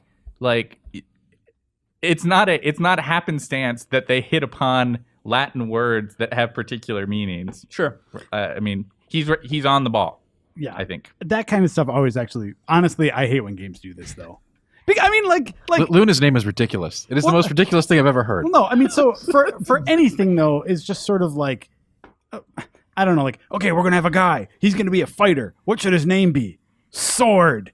Oh, that's too. What's a different word for sword in another language? Okay, I mean, my name is Joseph. All right, like, what does that say about my personality? Nothing. There's nothing. Benjamin means son of the right hand, so we all know. All I'm saying is that, like, I prefer it when, like, games, books, all of that stuff, just like use real names rather Call than. him Ed. Well, yeah. Okay. I mean, like, honestly, don't you want cool sounding names if it sounds cool? What does it matter? I like cool sounding names. There's just like a level of like wankery of making the name be significant to their role or purpose. This is one of those things. I'm not on board. This is one of those things like alternate histories that we've hit upon for Joe. It's just like, why do you care this much about this? I never understand that, but there's just those. He plays a like, lot of JRPGs. There's just those touch points for Joe, and this is a new one I didn't know about. Yeah, it just you learn me. something new every day about Joe's weird pet peeves. Or like in Inception, there's someone named Ariadne, and it's just like, oh, come on. Well, what do you guys like for favorite email of the week? This is a tough one. Not the name one. I really appreciate that deep dive. I thought, no, okay, like just from a perspective of who put in the most effort, it feels like Name Guy did. He did. However, I like the deep cut of Jacob talking about the old section of the magazine. I feel like that spawned the most interesting conversation. Sure, we can agree on that. There we go, Jacob. We're going to ship you out the nicest thing you have ever seen in your entire life. So get ready for that. Yeah, that you could conceive of being born from the Game Informer office. All right. But if you're interested, we strongly encourage you to stick around. Oh, wait. We don't even move on to the cool email yet. You know what this is? What? This is time to announce the next game club. Oh, Knox Forever. Yeah. So, next game club. We've done Final Fantasy VII, which was the best time ever with Joe. And like the first fourth of it was great when Miller was here. And then we went on to Uncharted 4. It was fun to do a new game. Great to talk about Naughty Dog design. Moved on to Deus Ex Human Revolution. The back 2/3 were great. Once Joe left, it was just amazing. Yeah, then after that, we have BioShock. Great discussion. After all that, I need something lighter. I want to play something new again because I feel like that was fun with Uncharted 4 to not know what was around the corner and played along with the community. So next game club, we're going to go with what's bound to be a system seller. Nintendo 3DS, Pokemon Sun and Moon! Boo. You're going to add sound very effects excited in about that. post-production? Yes. I expect it to be extremely competitive in the office. This is what's going to be fun. Like people might say, oh, like Miller says, oh, boring story. What's there to talk about? I think it's going to be fun to talk about who our teams are. We can battle, determine who's at the top That's for what each this is break about here. for me, man. Bigly. Joe, are you going to join us on this journey? I don't. Well, I mean, considering all the hell that I got for bugging out on Deus Ex, probably not. I'd like to play through this game, but I just can't commit to like getting through it in time, especially this time of year, right? With Final Fantasy 15 around the corner. It's going a to be a lot generous of time to schedule through. for people that are playing along with us. So the game comes out November 18th. The first episode where we're going to talk about it's going to be December 1st. And this is going to be a 2-episode little break here, so we can finish it out before the Christmas break. So beat the 4th gym leader. I'm assuming there are 8. I could be shocked. There are no gyms, right? So I can beat gym What? leaders. Is that true? Yeah. What? How does this work? There's trials instead, which involve Okay. more than beating it. 4th trial. We'll come back with more specifics. You can check GameInfo.com. I'm sure we'll mention on the podcast. We'll have a better idea once we get an earlier version in the office for review and whatnot. But we're going to play along with it. So we have a couple people besides Dan Tack and I lined up. It should be a very fun time. And I'm excited just to break down Pokemon dialogue. Because every game I play, there's always some trainer who just says the dumbest things that I immediately forget. But taking notes and all that's going to be really Just fun. hit the button, pass right by it. No, into the Dan fight. Tack, not this time, buddy. We're taking a deep dive into Pokemon Sun and Moon, and we strongly encourage you to play along with us. It'll be a real fun chat. But now we have a wonderful interview coming up with Tim Schafer and Paul Levering all about Double Fine's insane push for transparency, what it means for the company, Psychonauts 2. We talk about I try to get the story on how Activision was trying to make Brutal Legend into a Guitar Hero adventure game. So we talk a little bit of all those fun things. So stay tuned for a very fun chat with one of the most enjoyable people in the industry, Tim Schafer.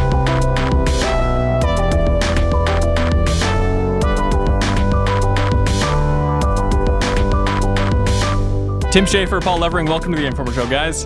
Hi, thanks for having us. Yeah, it is beyond an honor to have you both. I am completely in love with very few things in my life. I'd say it's like maybe like the British version of The Office, chocolate chip banana bread, and the Double Fine Adventure documentary. It is the holy Bible for video game documentaries. If you have not seen it, you need to go out and watch it. And so I'm excited to have you two on to talk about the Blu-ray release. That's so awesome. And that was the original pitch document.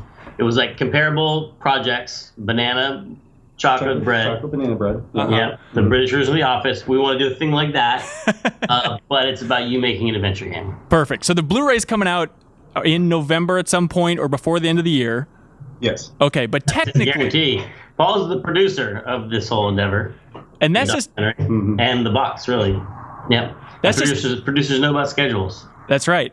But you Yeah. can see this documentary right now in 720p on YouTube. So really, if you're listening to this and you haven't seen it, you can just go on Double Fine's YouTube channel, right? That's where it's posted? Yeah, you can go watch it.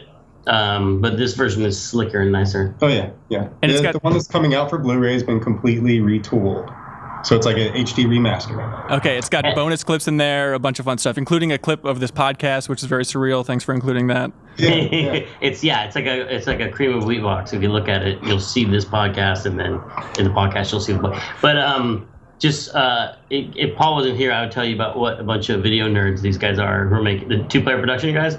They're in there frame by frame, looking at like histograms. You know histograms, or is that when you? Close enough. All right, histographs. Doing all this crazy color correction, and Scott was like, "Look, we move this and this and this, and see how the shot's totally different." I'm like, "I don't see it," and then they turn it off, and I'm like, "Ah, oh my god!" Oh, Peter Chan is hideous. What have you done? Turned me into a zombie. It's like it makes everyone on the documentary actually look like human beings again, which is great. Yeah. I didn't notice that was a problem before. So color corrected everything and unblurred everything. Mm-hmm. So there's a lot more NSFW stuff in there. That's true. Still a couple things were blurred, which is very mysterious. Towards the beginning and end, I'm like, what the hell are they possibly blurring out with this push? Especially like Tim's death lists and sort of thing. Oh, have you seen the final? Yeah, I watched the Blu-ray one, yeah. The whole thing. Oh, awesome. I went through it yeah, again what and do you again. Hey, you know what? It's still really, really good, you guys.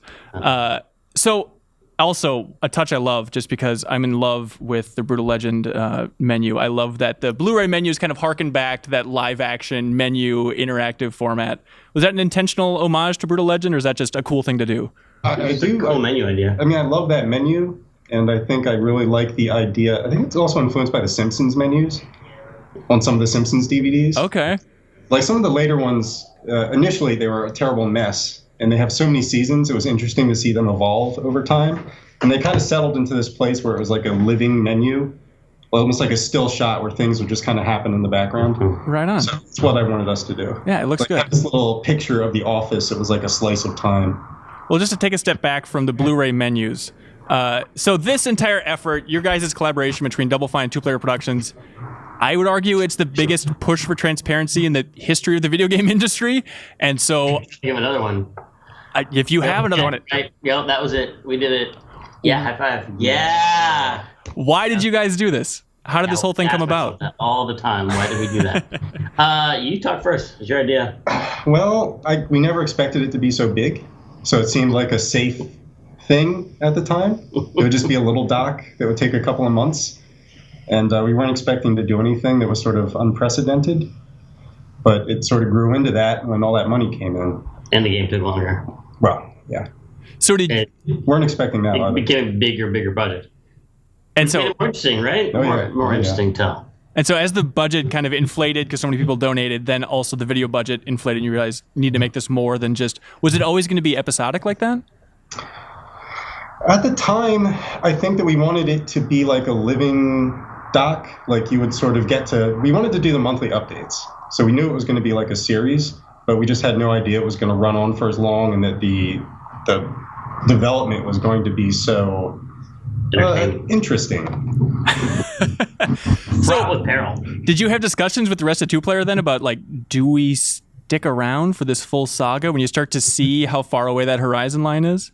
Oh, we had to. I mean, I think that since we sort of pitched it as this combined effort of a doc and a game, we couldn't be like, oh, well, we're just going to do like half of it or a quarter of it. Like, we knew that we had to be there for the entire thing. And just with it getting as big, it made us want to focus on it even more. So instead of stepping back, it's like, well, let's just lean into it even harder. Were you even planning to move down here? No. Jordan?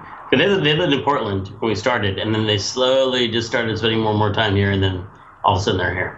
Yeah. San Franciscans. Yeah, we were normally how we would do things is we'd come to visit a studio for a couple of days and, maybe like once a month. And that's what we initially planned the project to be.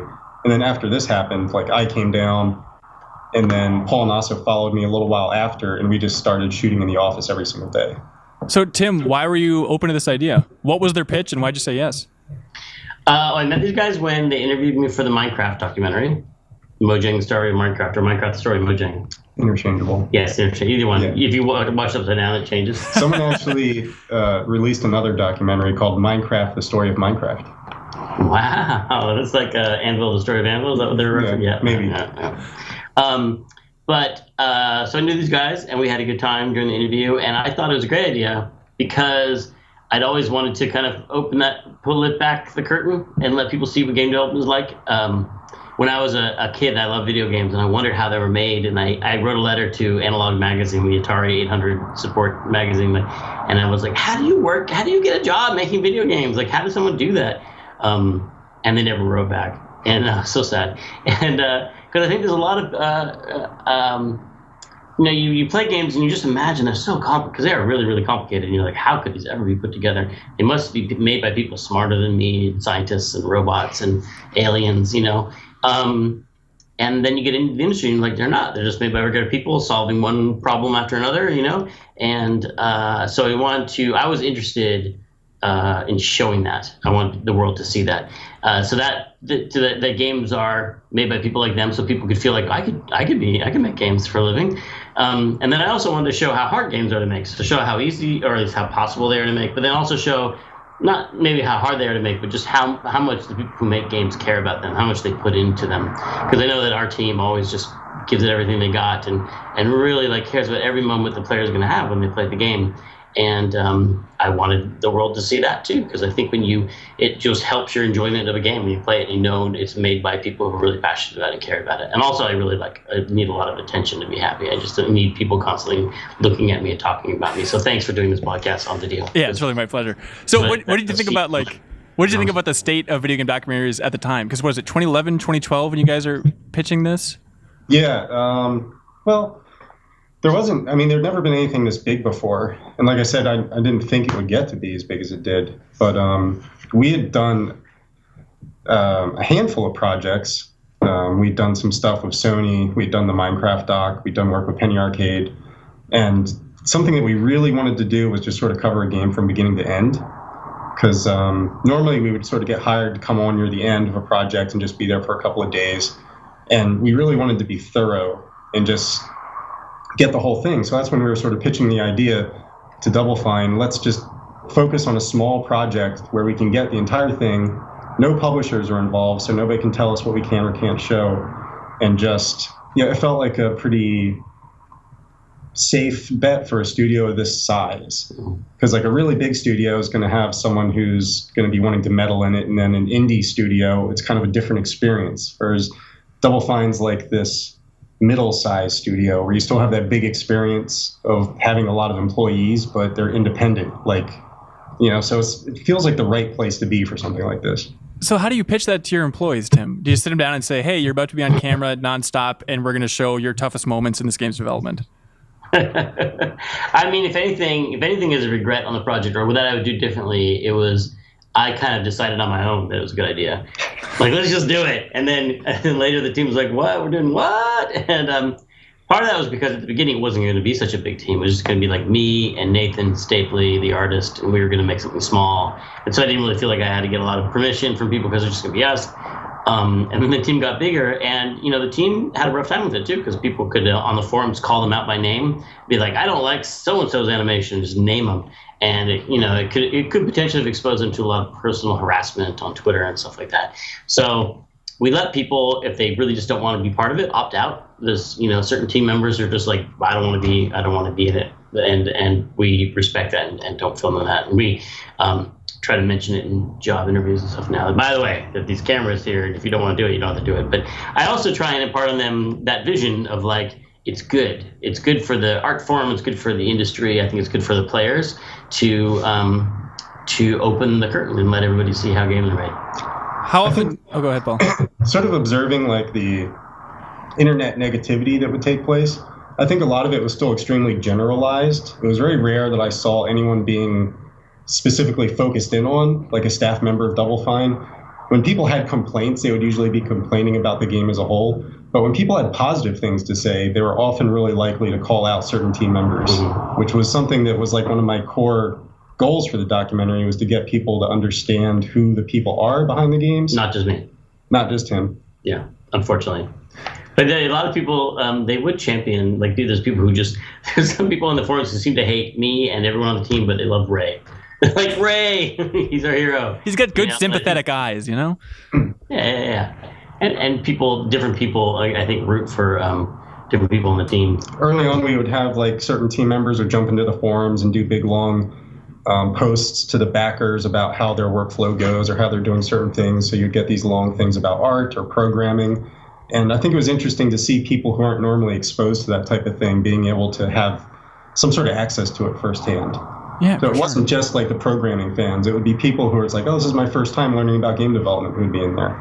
How often did you kind of butt up against that edge of, we can't show this? Like, there's a couple times in the documentary, like, whatever happened to the voice actors surrounding Vela, that's all very mysterious in the documentary about what exactly is going on there. Were there even more situations like that where it's like, we just have to cut out this entire week? Or another good example is there's a brutal period towards the end of the documentary when you went through the layoffs. And that's all, interestingly, kind of past tense discussion of this was the toughest week in a long, long time. Or I think some people say just ever in their lives. Was that a conscious decision of like, we got to turn the cameras off for these certain moments?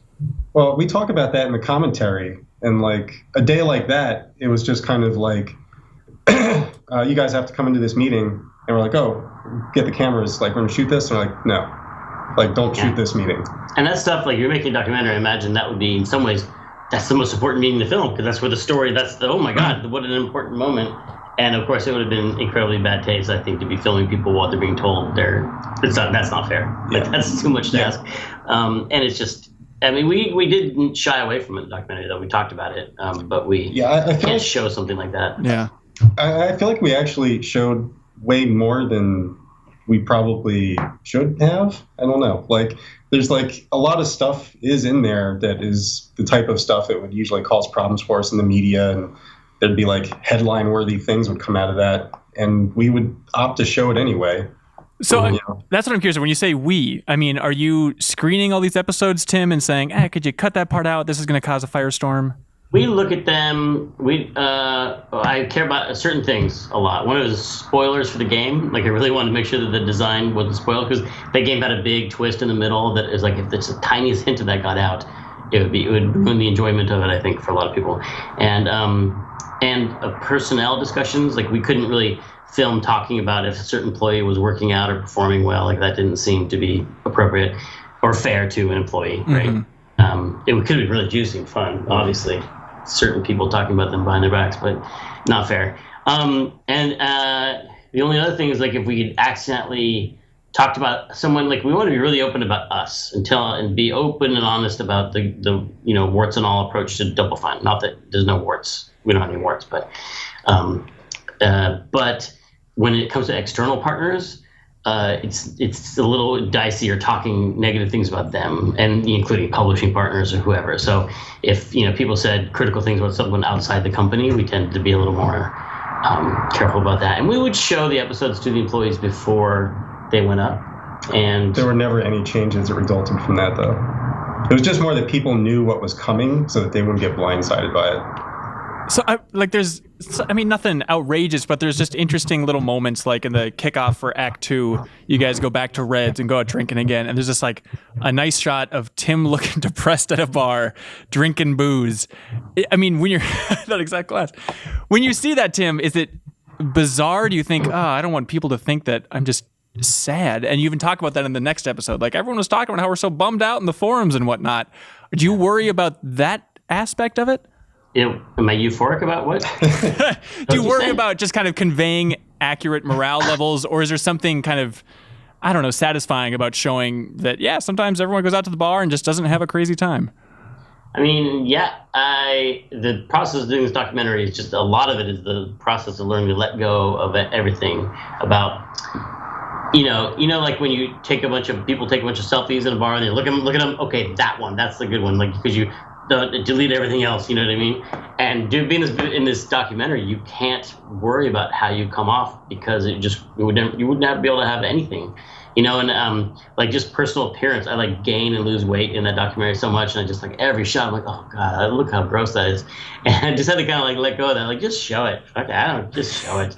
You know what I mean? It's very liberating to be like, just show it all. I never took my shirt off. That'd be something to say for There's sequel. something something to say for. I had a plan for something like that, but I felt like just showing everything, except for those exceptions that I mentioned, and I didn't know they were filming me at that moment in the bar, or I would have, of course, put on my happy clown face. But I don't think that was a sad night. Like, I think it was a happy night, but I think it did capture how shipping a game is hard these days. It is really just this mix of a bunch of punches and just happy things, coming your way, because you just see some super mean review and then some super happy streamer, and then just all these things coming at you. Someone tells you that game, I love that game. Someone tells you they hate the game, and either the sales are good or bad, or like it's all in all, it's a roller coaster, and it's a rough ride, and there are very few games become these runaway hits at launch.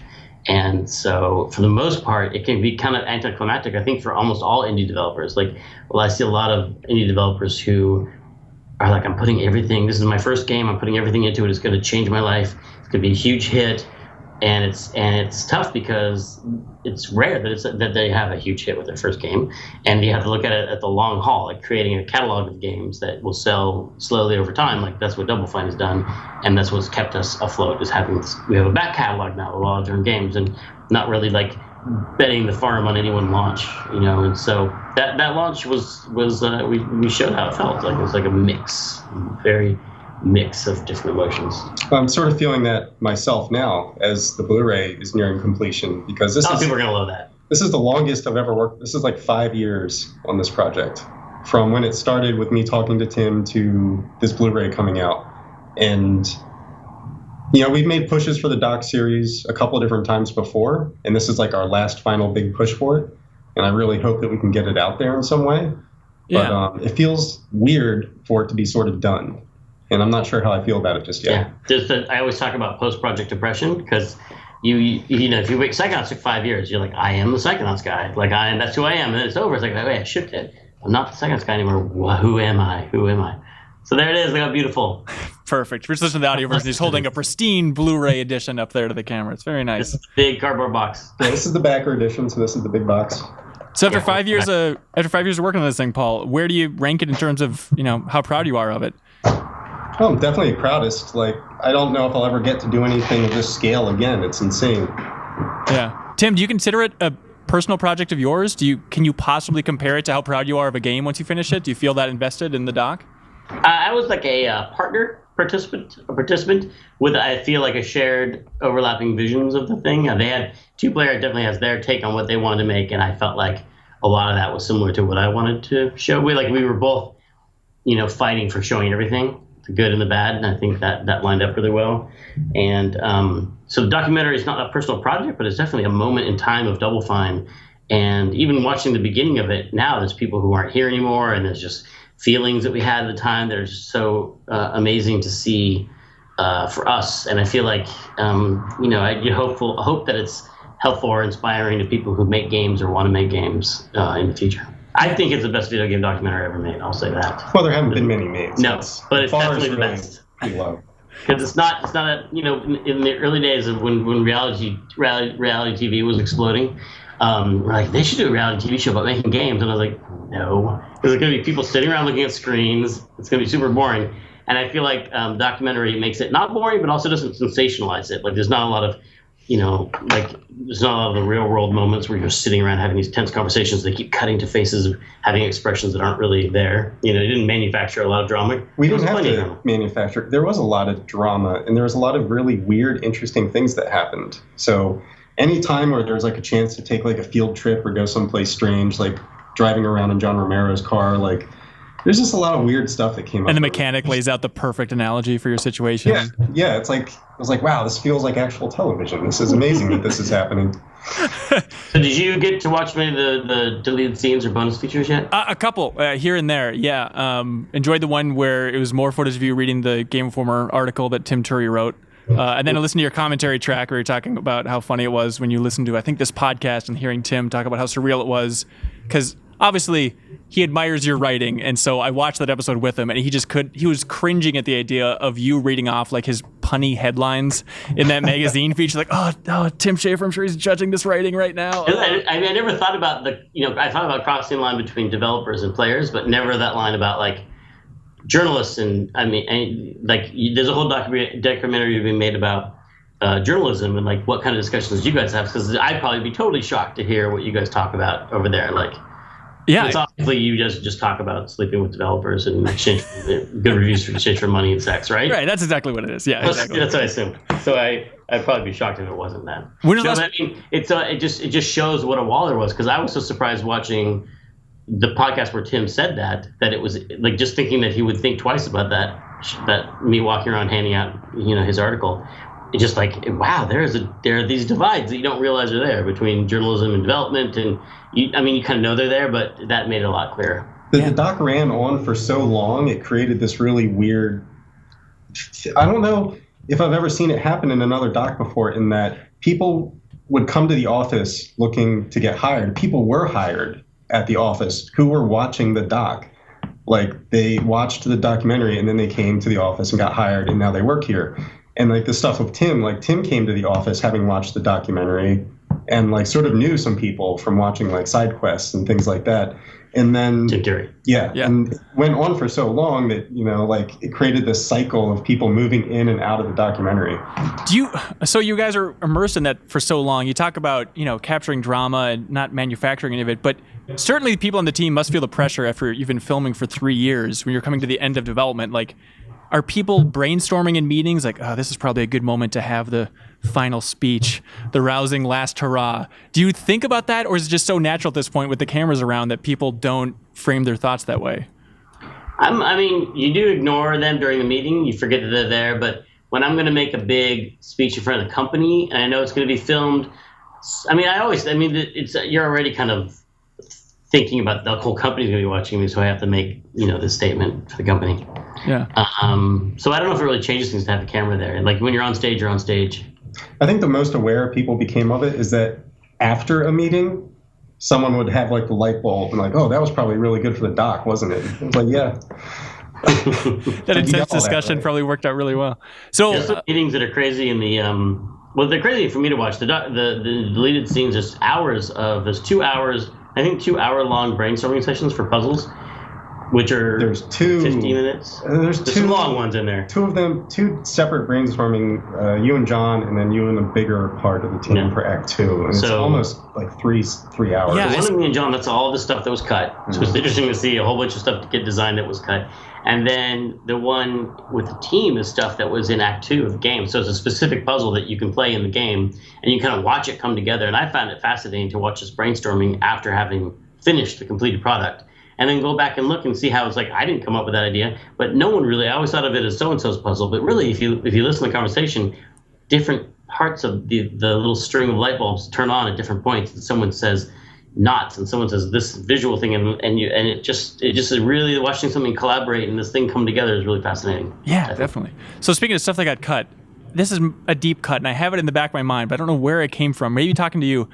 Didn't you guys film like an entire improv class that you brought the team to early How did that on? come up? I thought that was squashed. Ooh, I don't know how So- I must have heard that. It does exist, yeah.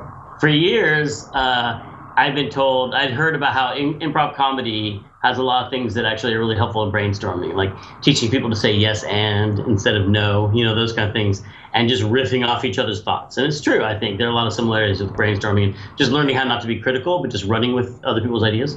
I think it is important in brainstorming. And so we're like, we should take an improv comedy class. We should do that. We should. And so the very initial team, back when Brandon was on it and Myas was here, and Lee, Anna. and we brought everyone to Fort Mason, and we took this improv comedy class, and we had a lot of fun. We had tons of fun. We were laughing our heads off most of the time, and these guys were filming it. I'm like, and this is early on when the doc wasn't really set what the doc was going to be in my head yet. I in some ways probably was thinking more like reality television. There would be all these really dramatic set pieces and like trips and all these things, like not just me sitting in this chair talking a lot. but and I was like, this is going to be so great for the doc because they're going to see the process, creative process. And they're like, we're not going to use that. And I was like, what?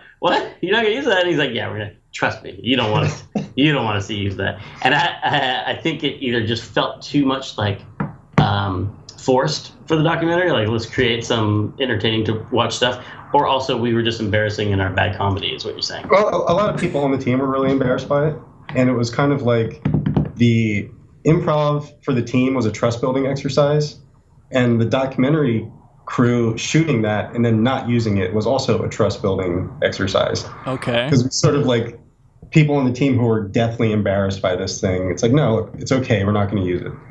So I think it made them feel better about our judgment and like how we sort of respect them as individuals in the doc. Yeah. I thought it was funny. Well, even without the improv class, like I've watched this documentary so many times in a group. Like this last time I marathoned it with a couple friends. It's amazing how funny it is. Like several good laugh out loud moments every episode. I feel like that's such a crucial part of documentaries that a lot of people don't get right. And granted, Tim, just ignore this. You have a great subject matter here. You know that Tim Schafer is going to make some great jokes along the way. How important was that to convey comedy through this documentary? I think that like any fun workplace, or like most workplaces are fun, and you find ways to have fun with your coworkers, and that's just how people sort of get things done most of the time. So it's something that we've always wanted to have in our documentary material. Like it came with like Penny Arcade. There's some humor in the Minecraft doc. It's something that we always want to have in there. For Sweden, especially. Yeah. Well, Considering as it's much as you can Sweden, get it's away pretty with funny. it, It's the biggest comedy of all time in Sweden. But I think it is a funny group. it's not entirely just Tim. It's like everyone here is like really interesting, like fun people, and we have all these different personalities. And I mean, they're not characters; they're real people. But they kind of, I could sort of see these people being on a TV show. It's like they have their individual personalities; they're distinctive, like they stand out from one another. And it made for like a really fun cast of people to have be like the central components of this documentary. Yeah, definitely. How important is it to you, Tim, to be comedic around the office, to make sure things are always jokey through meetings? I think it's more like a compulsion, like almost probably a defense mechanism. It's probably an embarrassing thing I should talk to a psychiatrist about. But like just during the meeting right now, I was sitting on the couch. We were back there in a Psychonauts 2 meeting, and they were doing all the serious, and I would throw out jokes once in a while, and I'm like, what am I doing? Am I helping this meeting by throwing out these jokes, or do I just want everyone to laugh at my joke while they're having this meeting? So it's not something you think about and plan. But I guess I do value. I tend to like people who are, fun-loving, happy. I mean, it just the group. I think at Double Fine is a funny group, and maybe that is something. I don't know if it's encouraged, but I definitely think it's not discouraged. Did you learn anything about yourself and your management style watching the documentary? Did you take notes on your own behavior at all? Style. Interesting. No. I learned I touch my face a lot, which is something I'm trying to work on, like right now. Management style. What did I learn about management style from watching the documentary? I remember you said that you didn't learn anything. Well, that was more about the we made a choice to double down and put our own money into the project instead of cutting the project in half. We put our own money into it, and it ran late, and people got mad at us. And I was like, I still think that was the right decision. I still believe the game. Imagine if the game was half as big, it would look ridiculous. It would look ridiculous. Yeah, and so that's what I didn't learn. That's an interesting thing about watching it. What I learned. It's gotta be interesting to see like people talk when you leave the room. Like there's one great moment in the documentary where you're talking to the audio team and give a couple things like, "Oh, it'd be great to have this," and you walk out and they're like, "Just don't do it. It's fine. Don't worry about it. Just ignore what Tim said." Yeah, that guy doesn't work here anymore. Totally unrelated.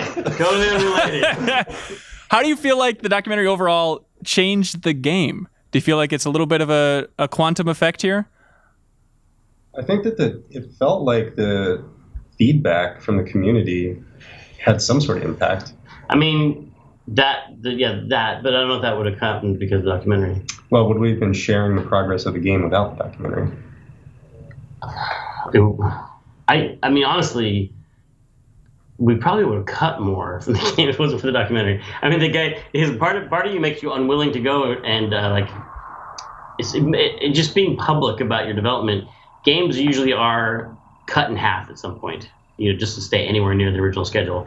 And we did cut this game down a lot from the original design, but maybe we would have cut more. I think we have some deleted scenes of you talking about the original story that had more of like the witch and the prince and stuff. Oh yeah, the witch and the prince. Yeah, so we cut the witch and we cut the prince. But who knows? We probably would have just cut out. I don't know. It felt like the doc and the game became so like entwined. It's hard to say what one would have been independent of the other. Yeah. I think that if we had not done the thing where we released the doc episodes during development and then just shot it and released everything at the end, that would have been different. It would have made it more like a normal game development where just the hits a fan all the time in game development, and every game is it can be a big mess at a certain point, and the documentary just made it so we couldn't hide any of that stuff. It was like all those parts that you'd normally tuck under the covers and just hide, no one would see, and you get to come out like, look, this is the game we always intended it to make, and this is the one people could see which parts were intended and which parts were out of our control, and so that was really interesting to go through. Well, on the flip side of that, go ahead, Paul. No, I mean, I had done enough work with other studios to know that stuff like that happens everywhere, and it's just that no one ever hears about it. Like the biggest, $100 million games run into huge problems and have setbacks and cut tons of material and are getting finished at the very last day of production.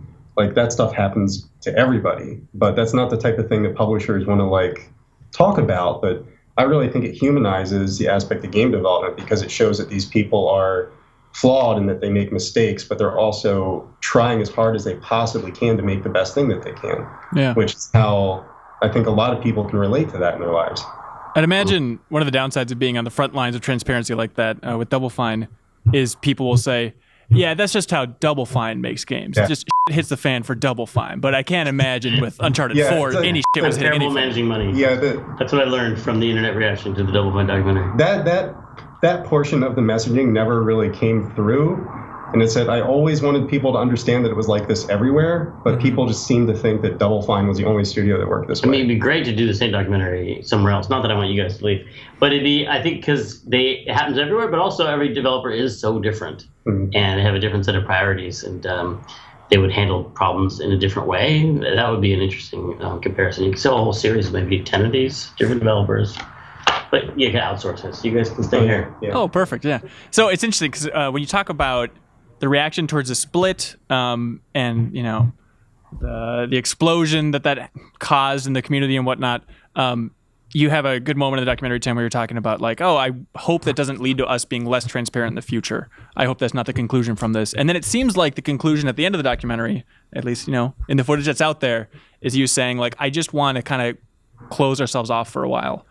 I mean, that's more like just for take a break in a way. Like we were so constantly exposed. It's like you just want to like get out of the sun for a little while and heal up a little bit. But we know we're going to be transparent, with Psychonauts, and we might pace it differently. But I don't think we want to go and hide again. We're still shooting as much as we ever did before, but we're still trying to figure out what sort of form the next type of like this doc is going to take. And it was interesting to see how the doc affected the project before. So we are sort of curious to try it differently and like maybe not show the hand completely until the very end, or do something a little more traditional leading up to the game's release, but then still have this doc that dives really deep, because it did have an effect on the team and everybody working here. And like, as a person, I would like them to not have to go through that again. Interesting. So you feel like more of a traditional 2-hour documentary film might be the way to go for Psychonauts? I think it's more than 2 hours. I think it's more than 2 hours, yeah. I think it's more about, you're talking about not having that feedback loop where people are, working on the game, watching the documentary, working on the game, and how that kind of modifies your behavior, and by not showing us the footage, except for little bits here and there, we're not having that happen. So in some ways it's more pure. Off the top of my head, I can't think of any. There's like reality TV shows where the people are on it, or like, yeah, I'm on a reality TV show, and they're totally into it. But I can't think of an actual documentary project that sort of was airing its content as the subjects were still in it. Most of the time, people will never do that, because generally you're going to show somebody in a bad light, and they're going to be angry at you, and then you have to go in and see them the next day and ask them to sit down and be in this meeting. And it changes things, and it makes things really weird. Especially with like editing, like it's nice to be able to foreshadow the big beats that are going to be coming up later on, and you're just kind of flying blind episode by episode with that. Yeah. I think that now the way that Paul Owens, who does like all the editing for the series and has it all up in his head, the process that he's approaching it with now, he's like, oh man, like I have all this stuff that I can pull from. So instead of thinking of each episode as like this month, he can reach back a couple of months and just sort of tie together these bigger threads. So it's changing his whole process, and I think it's going to make for a much more unique doc, at least. Yeah. One of the more interesting things, and this is probably just because I'm a video editor, but watching the documentary, it's really interesting to me how the episodes as they go along get a little bit drier, get a little bit longer. And tell me if this is a stretch, but it feels like I can feel the video team falling more and more in love with the team and more in love with game development, and realizing like, we can't cut this. This is interesting. Did you feel that along the way? Like, we can't cut anymore. Like, we can't make it a nice musical montage through these good bits. Well, it's like we were always sort of like, we want it to be entertaining and we want it to be informative, but riding the line between those two things is super hard, because if you go too informative, it gets really dry. And if you go too entertaining, it sort of loses its value as, its substance. So particularly when we're going into Act 2 and a lot of the same stuff was happening again, mm-hmm. It's like, oh, they're starting Act 2 and it's kind of, they're doing all the same things over again. So we really struggled to try to find different angles to that stuff. And that's why, like, I think you'll find that sort of those late middle episodes are some of the weakest. Like, even at between us and 2-player, we sort of feel that way. I liked them. But they were more infrequent, too, mm-hmm. because a lot of the stuff was the same thing. So and that was way longer between each that was another thing. We used to take more time between each episode because we were trying to find the best bits to throw everything in there. And, like, a lot of those episodes do have standout moments, but I feel like it's like, oh, we already covered, like, how they, like, rig up a model and stuff like that. So trying to keep things fresh for the entire run of the series. Like, there's 20 episodes. It's a ton of content. Yeah, definitely. So overall, when you guys go back and watch the documentary, I assume, Tim, at some point you went back and watched it, maybe even recently. What stands out to you? What are the big beats that are most interesting in retrospect? Well, we made these guys watch it all for the commentary track. Oh, yeah, that's true. Okay. So Double Fine does a commentary track for the entire series. 2-player does a commentary track for the entire series. What do you guys talk about in your commentary? I try to talk about technical stuff. Mm-hmm. But boring. Yeah, it's pretty fun. No, I think that for people who are interested in the doc, there's a lot of people who watch for a lot of people, the documentary is much more important than the game because that's the new thing. We've seen games before. Documentary is really, really new. And the documentary is what we pitched. The first thing we pitched, it was really a documentary project, and then the game was an afterthought, and then the game got really big. So I think some people will be much more interested in hearing two-player talk about stuff. And it is weird to hear me. Sometimes I watch the commentary, and I'm talking about stuff that's happening on screen. I'm probably saying the same words. I only have so many stories. I don't know if do you remember that when we were initially talking about it, it was going to be like an Amnesia Fortnite type thing? Because that's what I liked about Double Fine was Amnesia Fortnite. Oh, that we were going to do a quick little game jam? Yeah. Yeah. We thought about doing this thing where we would let backers pick from a few different game ideas. Mm-hmm. It's like, and whatever one of those won would be the one that the Kickstarter funded. And Tim suggested doing a point-and-click adventure game. And then we're just like, why would we bother doing any other thing? Because if you're going to put that on the table, that's what everybody wants. Yeah. Crazy. People are crazy. And it was like, we didn't want to say like, oh, you should do a point-and-click. Because it seems insane to go to Tim Schafer and tell him to make a point-and-click graphic adventure game. But when he brought it up on his own, it was like... People do it all the time. Yeah. So, I mean, watching the documentary, you get a real sense. What stood out? I've been trying to think of what stood out. It's hard to think of one thing that stood out. A lot of it just had length of time. Like, just watching the earlier episodes, like, oh, I forgot about that person was on the team because they left the company. They left like, wow, there was a whole... There's a whole episode where I was like worried that I wouldn't get Brandon Dillon on the project because he's such a good programmer and I really wanted to get him, but he was wanted on another project. Remember that was my big thing. Like the whole game's gonna be made or broken by getting Brandon on, and he didn't last till the end of the project. And so by the end of it, the whole team makeup was much more focused on other people. So they're just seeing the changes in the team over time really struck me. A lot of people came on and off for short periods of time. Mm-hmm. I think everyone in the company at some point passed through Broken Age. Is there anything you regret not getting in there?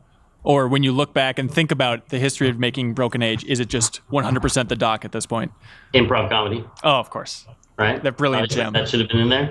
What did we miss? I mean, we filmed everything.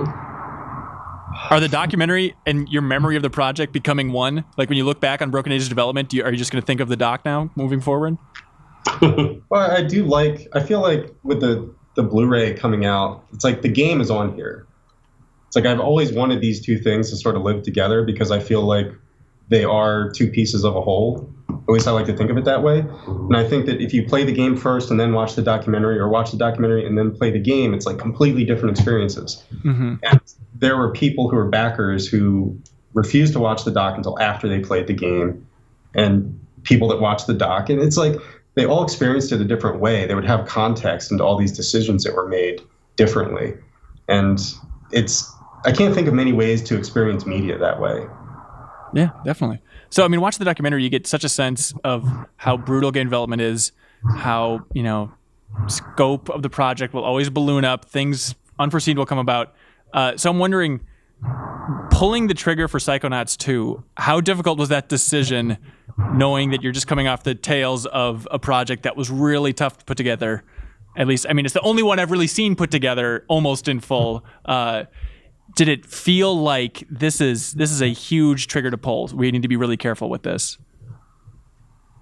Interesting. I don't remember thinking about it that way. There's a very strong sense in my mind of wanting to make Psychonauts 2.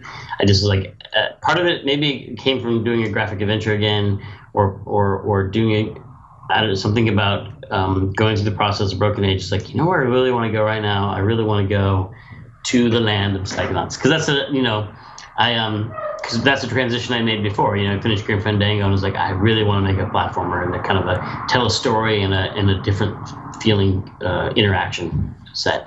Being able to run around and jump on things but still tell a story. So I felt like I think I had that same transitional urge again of like, oh man, adventure games, they're great, but they make me want to run around and jump. I want to have fun with playtesting again, yeah. So you didn't feel like the Rhombus of Ruin, the VR game you guys are making, would get that out of your system? You needed the full package here? I needed the full package, exactly. And, it was like, of course it has to be done well. It's like you don't have the option. But we never feel like we had the option to just poop out some bad game. So, One of the last interviews we did with Tim for the Double Fine adventure, we knew what was going to be coming next, but we asked him, it's like, so what's next after this? And he's like, what, Psychonauts 2? And I really wish that we could have put that in the doc as like the Marvel movie, like end of the credits sort of scene. Thor. Yeah, like Thor's hammer. just because that felt so like, but we had to wait for the timing of the campaign and everything like that. Right. But we knew it was coming up over the horizon, and we were excited about it too, because we get to continue the story of Double Fine, which is really like what the Double Fine adventure is. It's more, I think, about the studio than the actual games when it comes down to it at this point. Yeah. But it's a 3D game. It's an older property. It feels like we won't be covering the same thing again. Like it's not going to be like a sequel to Broken Age, So it's like this whole nother aspect of game development because you can't get any further from Broken Age and Psychonauts. Yeah, definitely. So this is a deep cut, but did you end up calling the code name for Psychonauts 2 Grasslands, which you mentioned in the documentary? Yeah. Do we? Yeah. That's what I use on every document is Grasslands. No, okay. Oh, I still call it Grasslands. There we go. I've always called it Grasslands. Because my old documents that I have from the end of Psychonauts 1 were like Grasslands. awesome. Yeah, they're all titled that. So I just kept that going. But now the whole world knows about the code name, so it's not really that useful as far as keeping secrets. Yeah. No one really knows. So is this level of transparency going to be part of Double Fine forever? There's an interesting moment in the documentary where you talk about how you can't let good talent go. You can't let Bagel leave. You can't let Scott Campbell leave. And did that then grow into your feelings towards Two-Player? Well, they're still here. But I mean, we haven't done on every project. Like Headlander, we didn't film them because Lee's so grumpy about it. I wish we could have. Yeah. Yeah. Did you ask him? I mean, it's just there's a publisher there, so. Oh yeah, that's part of it. But it's Adult Swim. They're cool, right? With it, no publisher wants this kind of exposure. I don't think they want to control the message of it and if you tell the story and development. I mean, we didn't ask them, but. Well, what's your guys' Felt like it would be stretching us kind of thin. Yeah, for sure. What's your guys' relationship now? Are you a separate company housed within Double Fine? Are you on the Double Fine payroll? How does this work? A little bit of both, I guess. Yeah. Okay, I so mean, Two-Player still exists as a separate entity. We still do outside jobs if there's something that we really like that comes up. But they're still embedded in the offices here. yeah. So as long as there's crowdfunding, there's going to be transparency. Is that the overall creed for Double Fine moving forward?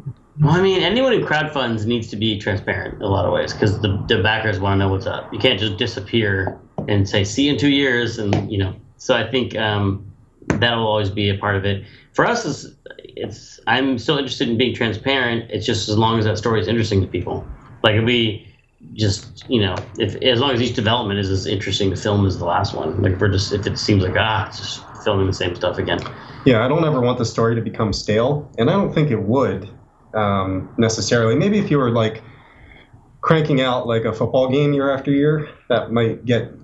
There's still probably a story to be found there. Like I think it's a lot of the different angles in which you can approach something from. Mm-hmm. But like I was saying before, like the differences between Broken Age and Psychonauts 2 are like night and day. So there's this whole wealth of like technical difference that we can dive into. Going from totally different engines, and particularly Unreal being relatively new to the people in the studio. It's like all these new problems. It's like interesting stuff. Yeah, you guys roped in all of Molasses Flood, the development studio, to help out with Psychonauts 2, or what's that They relationship? helped us out with some pre-production tests, and they made a explorable world and showed what the game could look like in Unreal. And that's in that video that we released. It looks really pretty. Yeah. They did.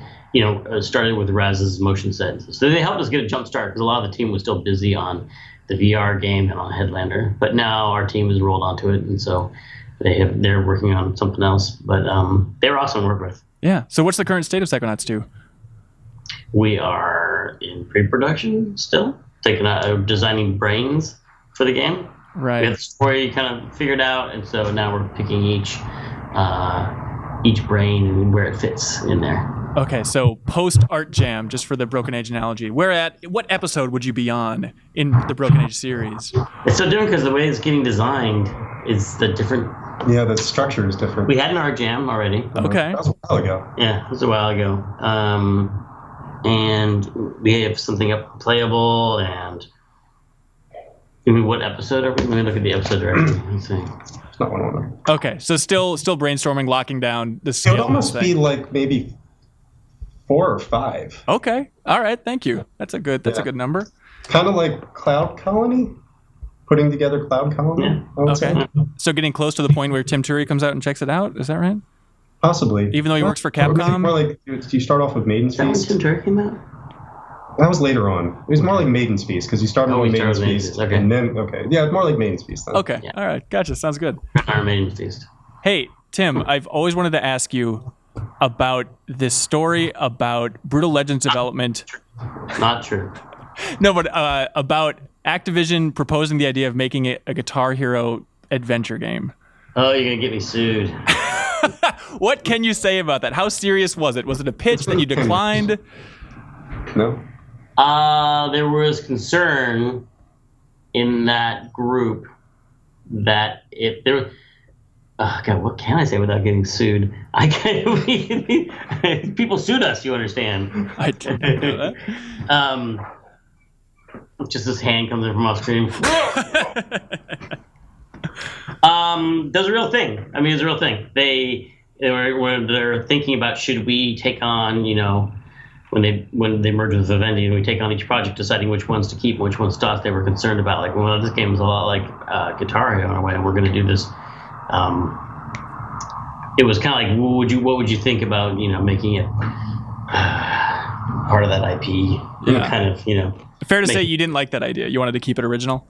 Yeah, I mean, I saw it becoming like Guitar Hero Adventures or something like that, which we had worked so long on making it an individual thing that, and they never proposed that to me. That's the way I felt it was going, and that was all just a big mess. And luckily, that all worked out for the good, and EA came and saved us, and the game came out, and it's October right now. Hey, 7 there we years go, anniversary. man. Holy cow, that's crazy. Is there a fan base out there that's clamoring for something in the Brutal Legend universe to be made? Yeah, I get tweets about that as much as I do Psychonauts, but I don't want to make another sequel after this. That'd be too many sequels in a row. But I do play it every October 13th. That we just this year we play it with fans, play the multiplayer online with people. It's still fun to play. There's like a community of people that still play the multiplayer and have perfected it to a ridiculous degree. I can't beat them. As with all old games. That'd be fun to watch. They just immediately destroy you the moment you log into a game with them. Yeah. Speaking of October, a while ago you guys announced Costume Quest as a TV series. Is that still moving forward? Is that still somewhere? Yeah. Still a thing. Okay. It's coming. It's coming soonish? Cartoons take a long time. Who figured? I was like, you guys don't have any, this is all just like a bunch of cutscenes. Why isn't this done? That's what I say. That's why they like working with me. But it's Cutscenes are real easy. We're not working on it directly, but people we know and like are working on it. Yeah. We announced everyone that's working on it, right? Zach Gorman, who did the Costume Quest comic book, is doing the show. So it's gonna be good. It's still going. Okay, good to hear. I'm curious. This Halloween, though. Okay, not quite this Halloween. I'm curious, Tim, your taste in gaming, how it's evolved, and how in line it is with the games that Double Fine makes. I know this is a broad question, but I'm always interested. Like, there's an interesting point in the documentary where you're talking about how long Broken Age should be, and Greg Rice, your producer, is in there saying, like, everyone always says games are too long. Let's just make it short. This is what we want. And you're like, no, I still feel like we need to do it this way. Whereas imagine playing games personally, you probably do prefer shorter games. I know you're a big fan of like Limbo and Inside. I'm curious, how aligned do you feel like your personal tastes are and Double Fine's output? In some ways, that's part of the decision to make Psychonauts 2. Like, Psychonauts in general is like one of those games I wish people would make for me. Like, I really wish, I want to play action-adventure games in a stylized world where there's a lot of humor and physical puzzles and a story being told. I just, I love Zelda and Mario 64, and I want those kind of games. So Psychonauts is exactly the kind of game I would like to play. I do love Limbo and Inside, and they were short. That's true. But I also love tucking into. I mean, for me, like a lot of like Okami was a really long game for me, but I just liked it. It was just there every night, and I would just play it. And I'm sure everyone has those games. Usually, it's like a Fallout game where they just just play it forever. And so I totally like long Final Fantasy VII and like long. That's still my favorite, but like. Well, why do you like 7? Actually, we've talked a lot about 7 on this podcast. We played all the way through it, but I'm curious, what stands out to you about Final Fantasy VII? I just love the way it felt. Like like a lot of the other ones, I'm not as happy about the art style. I love stylized, more people might say cartoony graphics, but I I just like that kind of take on it more than I like the more realistic looking guys with the boy band hair and the mesh shirts and stuff. Like my taste is more towards Cloud and that era. Yeah, we just replayed it, and what stood out to me is just how, and even like in the expanded universe that Square has built up around Final Fantasy VII and the movie and other games and whatnot, they're all so serious. And that game is silly and comedic and weird. Red 13's dressing up as a sailor. Like, it is a weird, funny game. And I feel like Square doesn't acknowledge that ever. Mm-hmm. Yeah. I don't know, it's a weird thing. Too. So I love those games. A lot of my favorite games are like kind of PS2 era Japanese games like Katamari and Okami. Oh, that was right. That's right. And Ico, and or do you say Ico? Both. That's tough. Yeah, those are some of the games that made a really big impact. But then previously, obviously Mario 64 and Final Fantasy VII are what inspired a lot of segments. Anything this year that stands out for you? Do you have a favorite game this year? Yeah. What? Let's see. I just got my PSVR. Playing a lot of like Wayward Sky is really fun, and I like Inside. So yeah, someone was asking me the last time. I was talking about how important being surprised is in a game, but they're like, well, when's the last time you were really, really surprised? And I couldn't think of anything on the spot. It's like, because like, sometimes you go through these periods where like nothing, movies, TV, like nothing really ever surprises you. You kind of predict the end of everything. But Inside, something happens in the middle of Inside that really took me by surprise. Even though people warned me, there's this weird part in Inside. I'm like, oh wow, that is unexpected. What else have I been playing? I was playing Oxenfree and enjoying that, and it's kind of right now. I'm actually replaying Costume Quest. Sounds like I'm selling Double Fine games, but my daughter's 8 and now she can read really well, and so it's fun to go through Costume Quest and play that for Halloween. Oh, it's gonna be awesome. Paul, do you have time to play a lot of games when you're not editing this documentary? Actually, I buy way too many games and don't play them at all. Really, I like getting like tastes of things. I like just seeing what everybody's doing. But I've been playing Dragon Quest Builders a lot. Oh, yeah. I absolutely love that game. It looks so good. It's just like the perfect mix of Zelda and Minecraft. And it feels like it's all the gameplay that Minecraft was ever missing, with some direction. And like the Dragon Quest world is really fun and super lighthearted. So it's a nice change of pace from how like grimdark like everything is all the time. Yeah. It's really refreshing and By fun. the way, on that note, yeah, you might like it. if you're looking for a project in the future, having a follow-up documentary to the Minecraft documentary would be fascinating. Picking up where you left off with Notch, you must think about it so much, right? I feel, the Minecraft doc is like this really weird slice in time where it's almost like this, like someone playing a harp, and then it sort of like had gasoline on it and exploded, but we stopped shooting like when that happened. So it's like really weird stuff happened the moment we stopped making that documentary, and it's like, well, I guess that we missed that. Like, they think they were waiting for you guys to go away? So they I just think it was the timing of it. Like, it was just like, we got this point and everything was really nice and happy. And that's the type of doc we made. We made a doc that's very inspirational and very happy. And it felt like as soon as we stopped shooting, all this really dark stuff happened, like depression and things being sold and people acting weird. And it was just like, wow, this is a completely different side of all this. And this is what we're not capturing. But you're pretty upbeat in your documentaries. Is it nice just to capture that harp and move on? Yeah, I mean, it's like I kind of like being that's the type of projects that we tend to work on, is that we want to inspire people instead of make them feel kind of like bummed out. Yeah. It's like I'm not really into that whole mudslinging style of documentary where it's like you go out for a takedown and you want to show somebody to be like this big jerk. Mm-hmm. It's like I just think that there's. I should have asked that before I said yes. Oh, well, it's funny how many people hire us without ever really knowing what we do.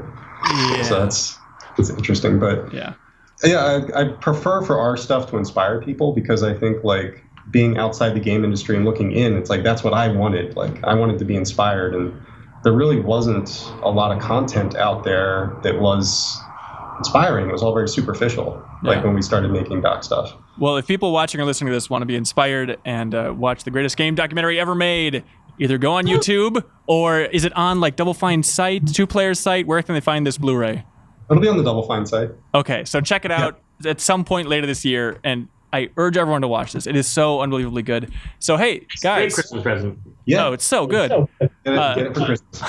I just want to thank you guys for the push for transparency. I think it's one of the most remarkable things to ever come out of the industry. I'm absolutely in love with it, and the documentary is amazing. So hats off to you guys. You did it. Are you guys going to do your own documentary? It's your turn, journalism. Oh, God, it's tough. We're a very small video team here at Game Informer. That's true. Yeah, we film a lot of stuff around other studios, but it would be great just to do a little slice here at Game Informer. So I would love to. I would love to find the time. So we'll see. The meetings where you cry. Oh my gosh, it's almost all of them. But again, thank you so much. And thank you for watching or listening to this episode of the Game Informer Show. Be sure to tune in next week and we'll have a new episode waiting for you. Bye, everybody. Bye. Bye.